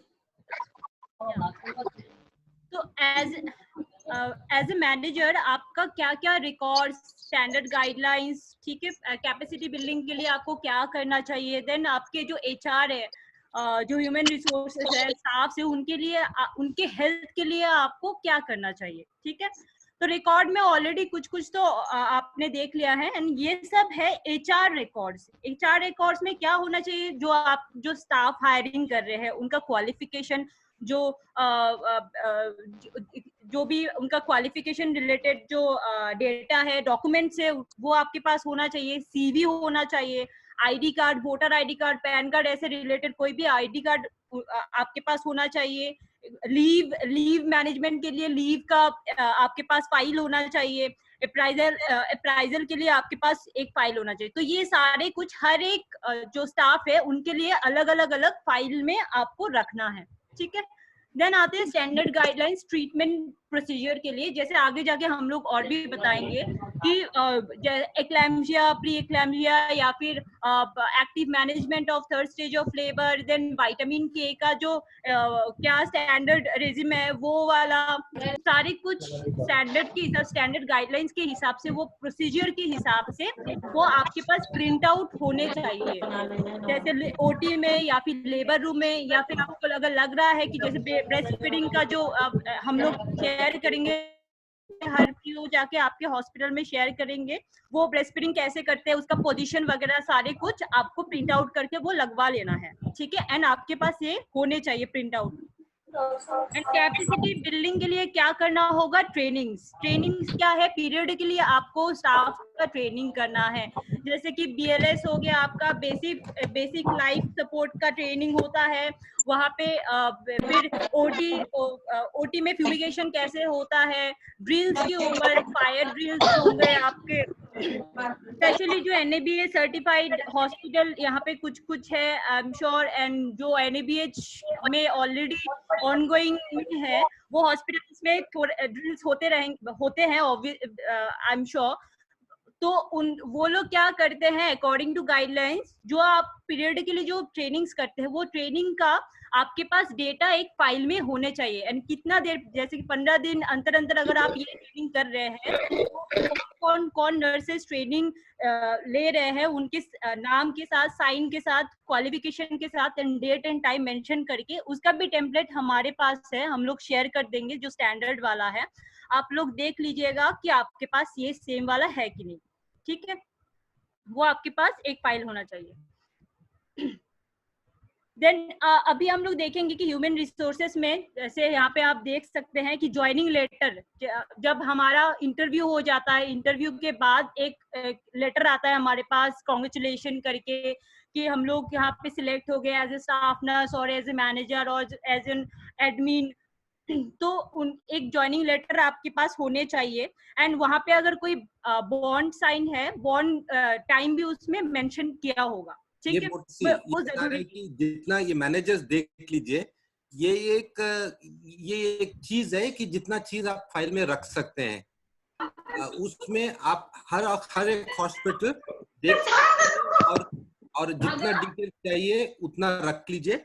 और आप सोच रहे हैं कि इसको जरूरत नहीं है तो रखने की जरूरत नहीं, मगर ये एक लिस्ट है जिसमें अच्छा है कि ऐसे आप HR फाइल रखेंगे, ठीक है। And we will share this list with you. Okay, तो जैसे कि मैंने बोला, आपके पास आपके जो वार्ड या फिर लेबर रूम या OT या इमरजेंसी वार्ड में ये स्टैंडर्ड ट्रीटमेंट का गाइडलाइंस जो हमारे पास ऑलरेडी है एंड आपको शेयर किया जाएगा। ये डोजेस, कितना डोजेस एंटीबायोटिक का प्रोफाइलैक्टिक डोज आप कितना दोगे, ये सारा कुछ आपके पास। इंटरपार्टम केयर आप कैसे करोगे, then eclampsia, pre eclampsia simple management as a staff nurse आप कैसे करोगे, देन PPH पोस्टपार्टम हेमरेज में आप इनिशियली कैसे मैनेज करोगे, ये सारा कुछ एज ए स्टैंडर्ड गाइडलाइन आपके पास होंगे, हम लोग शेयर कर देंगे फोल्डर में, ठीक है। वो प्रिंट आउट आप लेके रखिएगा, मेक श्योर। स्लाइड।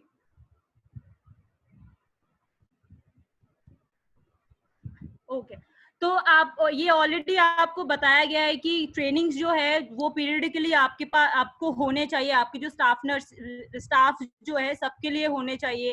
जैसे नर्सेस के लिए क्लिनिकल ट्रेनिंग्स अपडेटेड होने चाहिए, देन BLS जो है बेसिक लाइफ सपोर्ट के ऊपर, OT शेड्यूलिंग के ऊपर, इक्विपमेंट मेंटेनेंस जो है, आप AMC जो है वो आपका जो बड़े बड़े आपके जो OT में इक्विपमेंट होते हैं, AC वगैरह, देन मॉनिटर वगैरह, वो सब AMC के अंडर में है कि नहीं, कैसे चेक करेंगे, वो कौन चेक करेगा। OT टेक्नीशियन जो है उनका भी पीरियडिकली ट्रेनिंग्स होने चाहिए, OT फ्यूमिगेशन का भी ट्रेनिंग्स होने चाहिए। तो एंड ट्रेनिंग के बाद ये सारे कुछ रिकॉर्ड में होना बहुत ही जरूरी है, वरना कोई आके अगर पूछेंगे आपको कि आपके स्टाफ का ट्रेनिंग होता है कि नहीं होता है, तो आप वर्बली बोलेंगे कि हाँ होता है। तो वो अगर पूछेंगे कि क्या आप डॉक्यूमेंटेड है आपके पास, तो आप नहीं दिखा पाएंगे, तो दैट मीन्स इसका कोई वैल्यू नहीं है। तो हमेशा जो भी ट्रेनिंग्स होते हैं उसका डॉक्यूमेंटेशन आपके पास होने चाहिए, ठीक है। अब आती है कॉम्पिटेंसी असेसमेंट, कि आप जो ट्रेनिंग दे रहे हैं किसको दे रहे हैं वो भी जरूरी है। अगर आप क्लिनिकल ट्रेनिंग अगर HR से किसी को देंगे तो कोई फायदा नहीं है, है ना। तो वो कॉम्पिटेंसी असेसमेंट में वहां पे पता चलता है आप जिसको भी ट्रेनिंग दे रहे हैं वो कितना एब्जॉर्ब कर पाए हैं, ठीक है। उसका भी हमारे पास फॉर्मेट है, वो फॉर्मेट के हिसाब से हर डेडिकेटेड इंसान, हर डेडिकेटेड पर्सन के लिए, जैसे डॉक्टर्स के लिए अलग है, नर्सेस के लिए, देन मैनेजर के लिए, देन एडमिन पर्सन के लिए अलग अलग है, ठीक है। Next slide.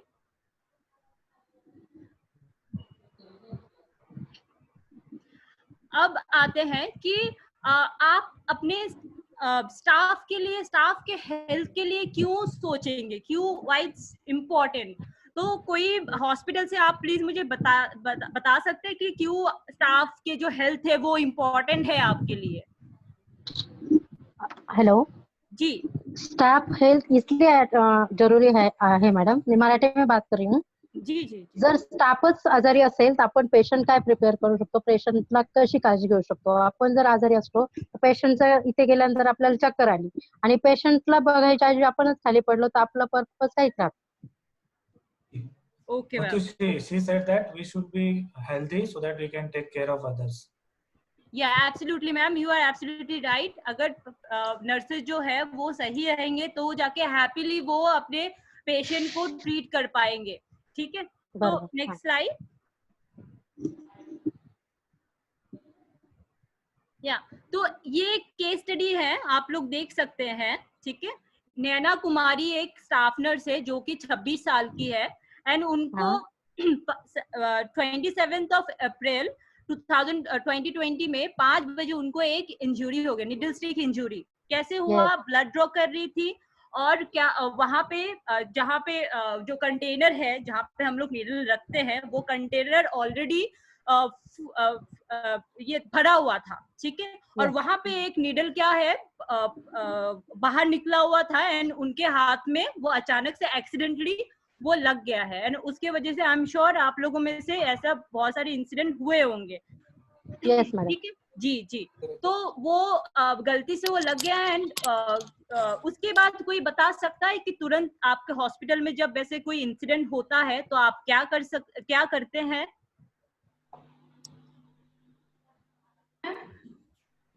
Hello ma'am, needle prick injury आपके हाथ में हो गया है, जैसे कि नैना कुमारी जो है आपके स्टडी में देख सकते हैं।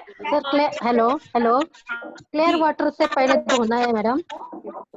ओके, हेलो, क्लियर वाटर से धोना है जी। फिर हम जिधर लैब है या अपना कोई डॉक्टर है उनको बोलना है। हाँ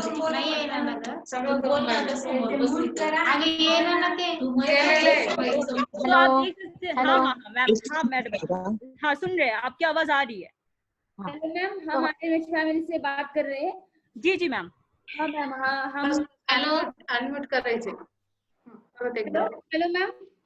yes yes.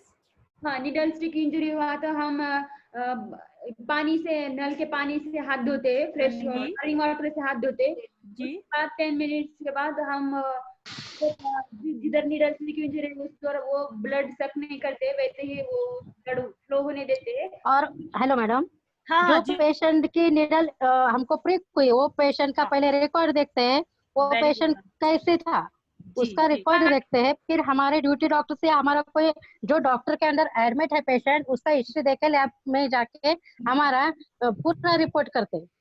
Okay, very good ma'am. अगर मान लीजिए आपके पास पेशेंट का रिकॉर्ड नहीं है तो मैम क्या करेंगे? हम पेशेंट का भी रिकॉर्ड करेंगे मैडम, लैब रिकॉर्ड करेंगे, उनको भी चेक करेंगे उनके पास क्या है। Exactly, very good ma'am, very good. आपने बहुत सारे पॉइंट्स कवर कर लिए। Yes ma'am. हेलो, जी जी जी, हाँ बताइए।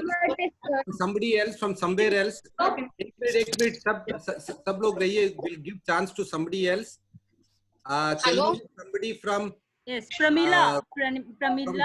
हेलो, हाँ मैम, नीडल स्टिक इंजरी हुई है तो पहले रनिंग वाटर, टैप वाटर के अंदर हैंड वॉश करना है सोप एंड वाटर से। हेलो, हाँ हाँ मैम सुन रहे हैं, आप बताइए मैम। हाँ, उसके बाद हमारे सीएमओ में इन्फॉर्म करना है। उधर हम लोग टीटी लेना है, आईसीएन को इन्फॉर्म करना है। उसके बाद ब्लड इन्वेस्टिगेशन लेना है स्टाफ का, HIV, HbSAg, SCV, और उसका हेपेटाइटिस बी वैक्सीन कंप्लीट हुआ है क्या वो देखना है। अगर उसका कंप्लीट हुआ है तो उसका स्टाफ का टाइटल भी भेजना है। पेशेंट का रिकॉर्ड ही देखना है मैडम। पेशेंट का भी रिकॉर्ड देखना पड़ेगा। Very good. पेशेंट का रिकॉर्ड देखेंगे, अपना रिकॉर्ड चेक करेंगे और फिर होगा तो पेशेंट का अगर इन्वेस्टिगेशन नहीं है उसमें फाइल में तो डॉक्टर से कंसल्ट करके उसका भी इन्वेस्टिगेशन भेजना है, HIV, HbSAg, SCV। Exactly ma'am, आप लोगों ने बहुत अच्छा बोला है, सारे पॉइंट्स ऑलमोस्ट कवर कर लिए हैं। बस हम लोग को अभी थोड़ा सा देखना है, रिवाइज कर लेना है। Yes madam.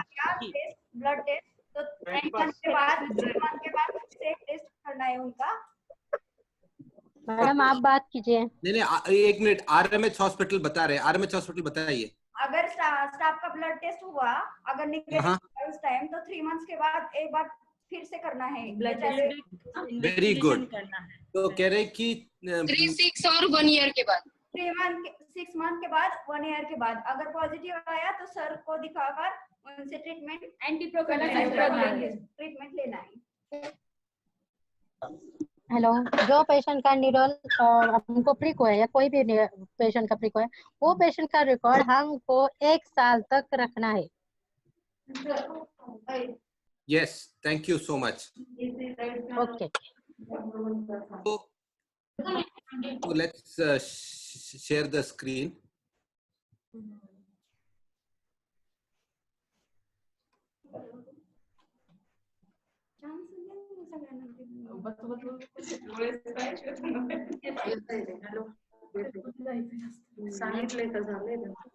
Over to you, Motusi. Sir ये पूरा नहीं आ रहा है। Motusi, you have 10 to 15 minutes. 10 minutes. 10 minutes. I'm almost there. आप लोगों ने ऑलरेडी सारे पॉइंट्स ही कवर कर लिए हैं। यहाँ पे आप देख सकते हैं। पहले तो आपको क्या करना है, सोप एंड वाटर के साथ वो साफ करना है, ठीक है। हेलो, मोतुशी सुन रहे हम, कंटिन्यू मोतुशी। या तो और आपने जैसे बोला है कि किसी नोडल पर्सन जो है उनको इन्फॉर्म करना है, जो कि आपकी इंचार्ज हो सकते हैं, मैनेजर हो सकते हैं, जो भी नोडल पर्सन है, जो रिस्पॉन्सिबल पर्सन है, उनको इन्फॉर्म करेंगे। देन पोस्ट एक्सपोजर प्रोफाइलैक्सिस जो है वो ट्रीटमेंट आप स्टार्ट करेंगे, वहाँ पे आपका इन्वेस्टिगेशन भी जाएगा, जैसे आप लोगों ने बोला है, आपका भी इन्वेस्टिगेशन होगा and as well as patient का भी होगा अगर पेशेंट का नहीं है, ठीक है। Then, तो ये जो चीज है असेसमेंट, एक मिनट, असेसमेंट ऑफ पीईपी में तो ये कुछ गाइडलाइंस हैं जो आपका डॉक्टर्स को इंटरेस्टेड होंगे। ये assessment of PEP 3 type of injury होता है। एक है, हो सकते है कि बहुत डीप नीडल स्टिक होगा, एक होगा आपका म्यूकोसा का इंजुरी, दैट मीन्स का मतलब हो सकता है कि माउथ नहीं तो आईज, एक हो सकता है कि डीप इंजुरी। तो ये टाइप ऑफ इंजुरी के ऊपर भी पीपी का डिसीजन होगा। दूसरा है कि पेशेंट का सोर्स है, 3 हो सकते हैं, वो अननोन हो सकते हैं, मतलब अचानक एक नीडल गिर गया और आपको प्रिक हो गया, आपको पता नहीं है कि किस पेशेंट से हम यूज किए, ना तो पता है तो पेशेंट HIV नेगेटिव है, HIV पॉजिटिव है, और HIV पॉजिटिव भी है तो एसिम्प्टोमेटिक है, नहीं तो सिम्प्टोमेटिक है। तो ये सब मान्य रखते हैं और उसके अनुसार जो ड्रग्स का डिसीजन होता है, और इसी के लिए हम ड्रग का डिसीजन का एल्गोरिदम इधर नहीं डाले। तो उस ड्रग का डिसीजन का एल्गोरिदम है 2 ड्रग 3 ड्रग, तो उसको भी हम लोग हॉस्पिटल को देंगे। तो ये डिटेल्ड असेसमेंट्स हैं।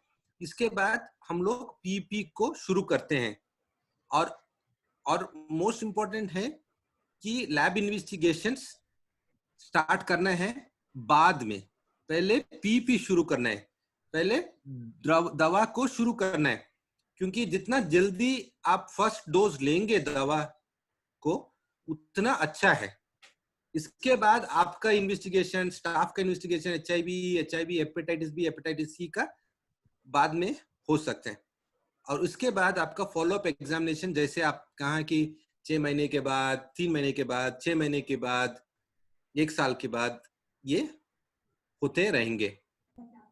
ठीक है, ये इसमें कोई क्वेश्चंस हैं अभी तक इस केस में?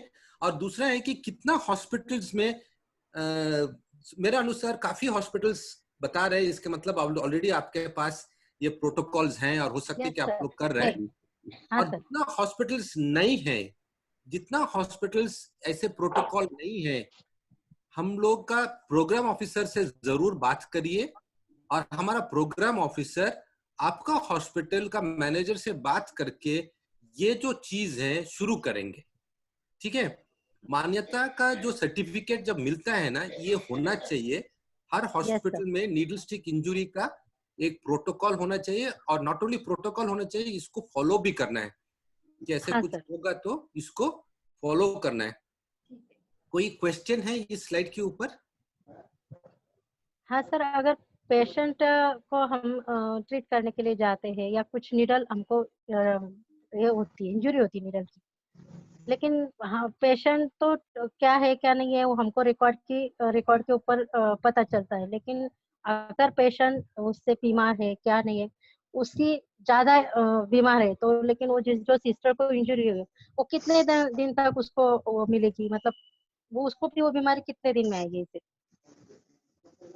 ठीक है, तो आप ये पूछ रहे हैं कि पेशेंट विंडो पीरियड में है तो? हाँ वही। तो विंडो पीरियड में है तो हो सकता है कि आपका पता नहीं चलेंगे, तो वो आपका अननोन केस जैसे होगा ना, HIV नेगेटिव, मगर हम लोग तुरंत स्टार्ट कर रहे हैं ना मेडिसिन पीपी, और तुरंत sir can I come in? Sister, जे तुम्ही म्हणत आहात ना, विंडो पिरियड मधलं एखाद्या पेशंटचं प्रिक लागलं तर कसं करणार? सध्या त्याच्यात फक्त एकच आहे, that is college DNA PCR, जे थोडं महाग असते. ठीक आहे, that is the only test which can be done. What if I want to consider a diagnosis for that? Okay, that's the only available thing at present. हाँ, वही मुझे मालूम नहीं था सर। हाँ, वो विंडो पीरियड में बड़ा मुश्किल होता है। हाँ वही सर। ठीक है, इसी के लिए पीपी को शुरू करते हैं, और ये आपका नैको का प्रोटोकॉल्स हैं जिसमें आप हम लोग सेंड करेंगे। Anybody else has any questions? Dr. Bade Hospital, we don't know, we are not interacting. Dr. Bade Hospital, please turn on your video. Bade Hospital, sir. Dr. Bade. Dr. Bade Hospital. Dr. Subhash, please turn on your videos. आपका video on करेंगे ना तो अच्छा लगता है हम लोग को भी, क्योंकि we are able to see and interact. क्योंकि ये क्लासरूम टाइप है, तो जितना हम लोग ऑन करके रखेंगे उतना अच्छा है।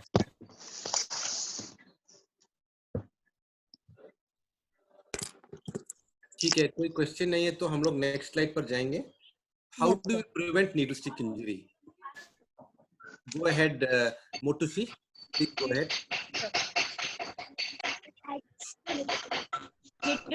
तो आप लोगों में से नीडल स्टिक इंजरी बहुत लोगों को हुआ है, ऐसे इंसिडेंट हुआ है, ऐसे इवेंट हुआ है। तो निडल स्टिक इंजरी वो अवॉइड करने के लिए आप लोग को क्या प्रिकॉशंस लेने चाहिए? कोई हॉस्पिटल से एक जन बता देंगे मैडम, प्लीज। अगर हमको निडल इंजरी नहीं हो, इसके लिए हम लोग जो निडल लेते हैं किसी पेशंट को निडल, आपण आम्ही मराठीत बोलते, आपण पेशंटची निडल ज्या वेळेसला घेतो ना, तिचं त्या पिस्टन मध्ये टाकायचा जो प्रोटोकॉल आहे, जी पद्धत आहे, ती व्यवस्थित आपण गेली पाहिजे. पहिले आपण ती निडल पिस्टन हातात ठेवून ती निडल एखाद्या ट्रॉलीवर ठेवून ती निडल आपण हल्ला त्याच्यामध्ये टाकून आणि मग ती वरतून प्रिक केली पुश केली पाहिजे. ग्रीन येत नाही आपल्या ह्याच्यावर. हॅलो. और गडकरी अर्चना गडकरी हॉस्पिटल कोण आहे तिथून करा. येस. हॅलो. हा सर, मराठीत बोलतो. मराठीत सांगा. ते आपल्याला निडल स्टिक इंजुरी नको व्हायला, त्यासाठी आपण काय काय सुरक्षित सांगा. इमॅजिन घेतली तर चालेल का? कॅप वगैरे व्यवस्थित लावली पाहिजे. Very good. रिकॅपिंग आहेच नाही अलाउड सिस्टर. रिकॅपिंग आता संपलेलं आहे. रिकॅपिंग टाकायचीच नाहीये. आपण ती निडल रिकॅपिंग बंद झालेलं आहे. NABH प्रमाणे निडलचा नाही NABH नाही, WHO प्रमाणे रिकॅपिंग जे आहे, रिकॅपिंग कृपा करून करू नये. त्याच्या सगळ्यात जास्त चान्स असते आपल्या हाताला, आपल्या बोटाला निडल स्टिक इंजुरी होण्याची. टाकूनच द्यायची. करेक्ट. हो. आप लोग और कोई बता रहे हैं क्या? कोई बोल रहा है? मैं RMH फैमिली से बोल रही हूँ. और निडल सेफली और नीटली हैंडल करनी चाहिए और उसको वो निडल को जल्दी से जल्दी फक्त तेवढं सांगा. डिस्कार्ड व्हाइट कंटेनर में डिस्कार्ड करनी चाहिए. 2 ना. Yes, puncture proof white container. Very good. तो आप लोगों ने ऑलमोस्ट कवर कर दिया है, ठीक है. तो निडल स्टिक इंजरी अवॉइड करने के लिए आप जब भी पेशेंट के जो इंजेक्शन लोड करके लेके जाते हैं, आई एम श्योर बहुत सारे इंजेक्शन एक साथ लेके जाते हैं, तो मेक श्योर कि इंजेक्शन जो है वहाँ उसके ऊपर, सिरिंज के ऊपर एक लेबलिंग हो, ठीक है. क्योंकि हम लोग एक साथ बहुत सारे वार्ड में स्पेशली जो है बहुत सारे पेशेंट को एक साथ देते हैं. पेशेंट का नाम एंड जो नाम है आप दे रहे हैं, इंजेक्शन का नाम वो मेंशन कीजिए. एंड एक ट्रे यूज करके आप लेके जाएंगे, लेके वहां पे आप इंजेक्शन लेके उसका रिकैपिंग नहीं करेंगे. तुरंत सारे इंजेक्शन देने के बाद आप जाएंगे वहां पे निडल डिस्ट्रॉय से डिस्ट्रॉय करके वो पंचर प्रूफ जो कंटेनर है वहां पे आप डाल देंगे, ठीक है. और ये भी चेक करेंगे कि वो पूरा भर तो नहीं गया है, जैसे कि आपने केस स्टडी में ऑलरेडी देख चुके हैं कि उस वजह से उनको निडल स्टिक इंजुरी हो चुका है, ठीक है. ये सारे कुछ इम्पोर्टेंट पॉइंट्स जो वो आपको देख लेना है. एंड ये भी देखना है कि हेपेटाइटिस बी का वैक्सीनेशन आपका हुआ कि नहीं, उसका रिपोर्ट भी आपके पास होना चाहिए, ठीक है. Yes madam. Next slide. Hello. Okay. तो इसलिए मैं लास्ट में यही बताना चाह रही हूँ कि आपके जो HR की जो नॉलेज जो है वो पीरियडिकली आप जो ट्रेनिंग्स है वो कंडक्ट होना चाहिए. एक हम लोग अभी सपोर्ट कर रहे हैं और हमारा जो ट्रेनिंग्स है उसके साथ भी कुछ ट्रेनिंग अपने अंदर वो अपने स्टाफ को दे सकते हैं, ठीक है.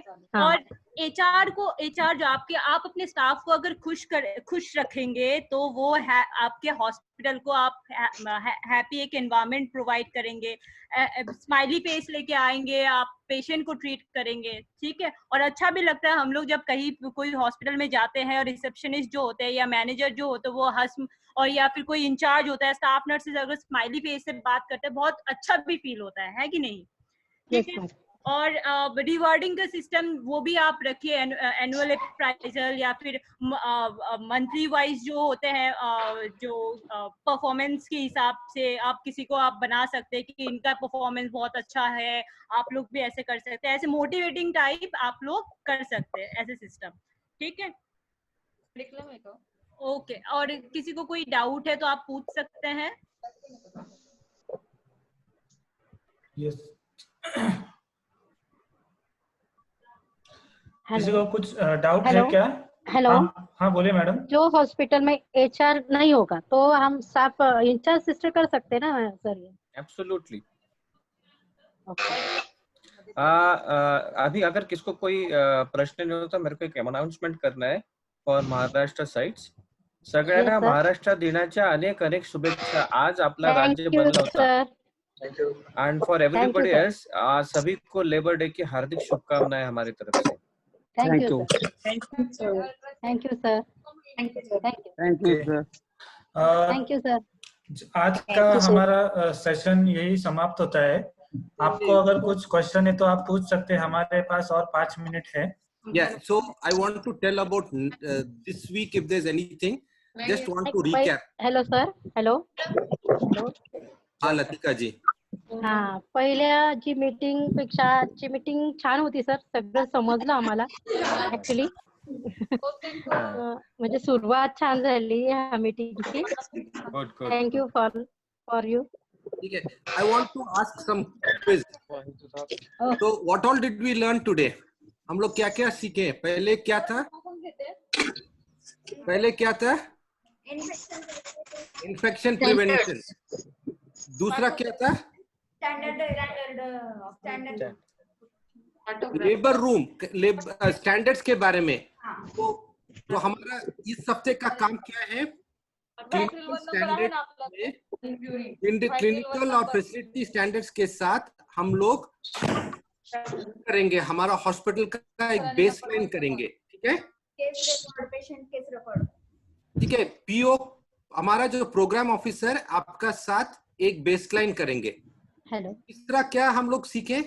पेशेंट रिकॉर्ड है. कंसर्ट है. हम ये बात किए कि हम लोग लेबर रूम कैसे मैनेजमेंट करते हैं. लेबर रूम का डिजाइन कैसे हम लोग मेंटेन करेंगे. लेबर रूम मेंटेन कैसे करते हैं. अरेंजमेंट कैसे होगा. लेबर रूम का ऑर्गेनाइजेशन कैसे होगा. Yes sir. ठीक है. हाँ. और इसके बाद हम लोग क्या बात किए? इसके बाद रिकॉर्ड्स हम लोग मेंटेन करेंगे. राइट. और इसके बाद हम लोग क्या बात किए? पार्टोग्राफ के बारे में बात किए.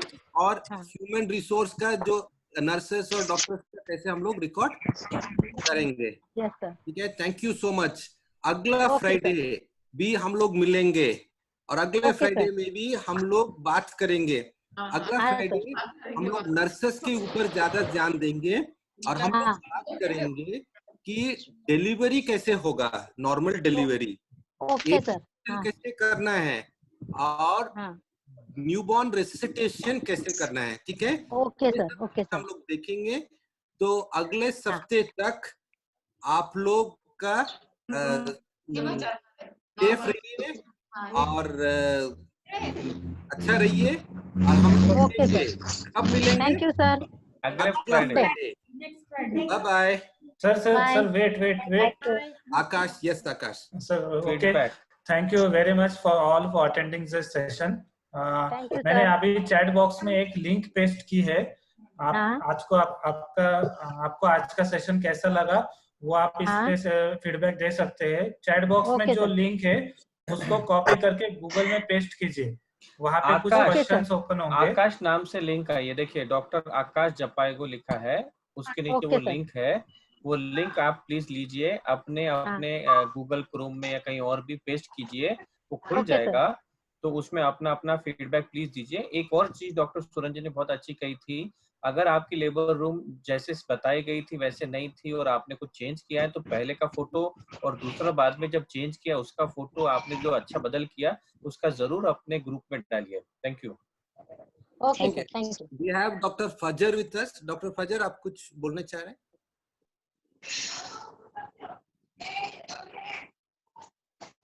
ठीक है.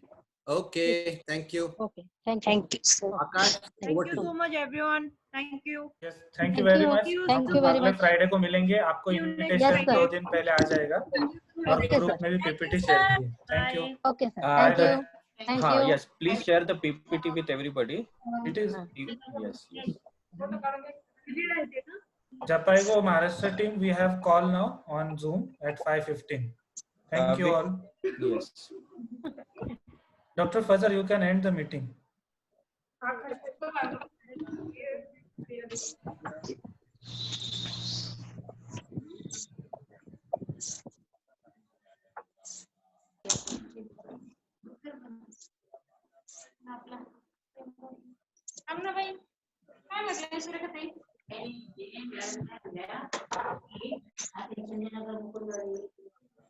बघ हे चाटा वाला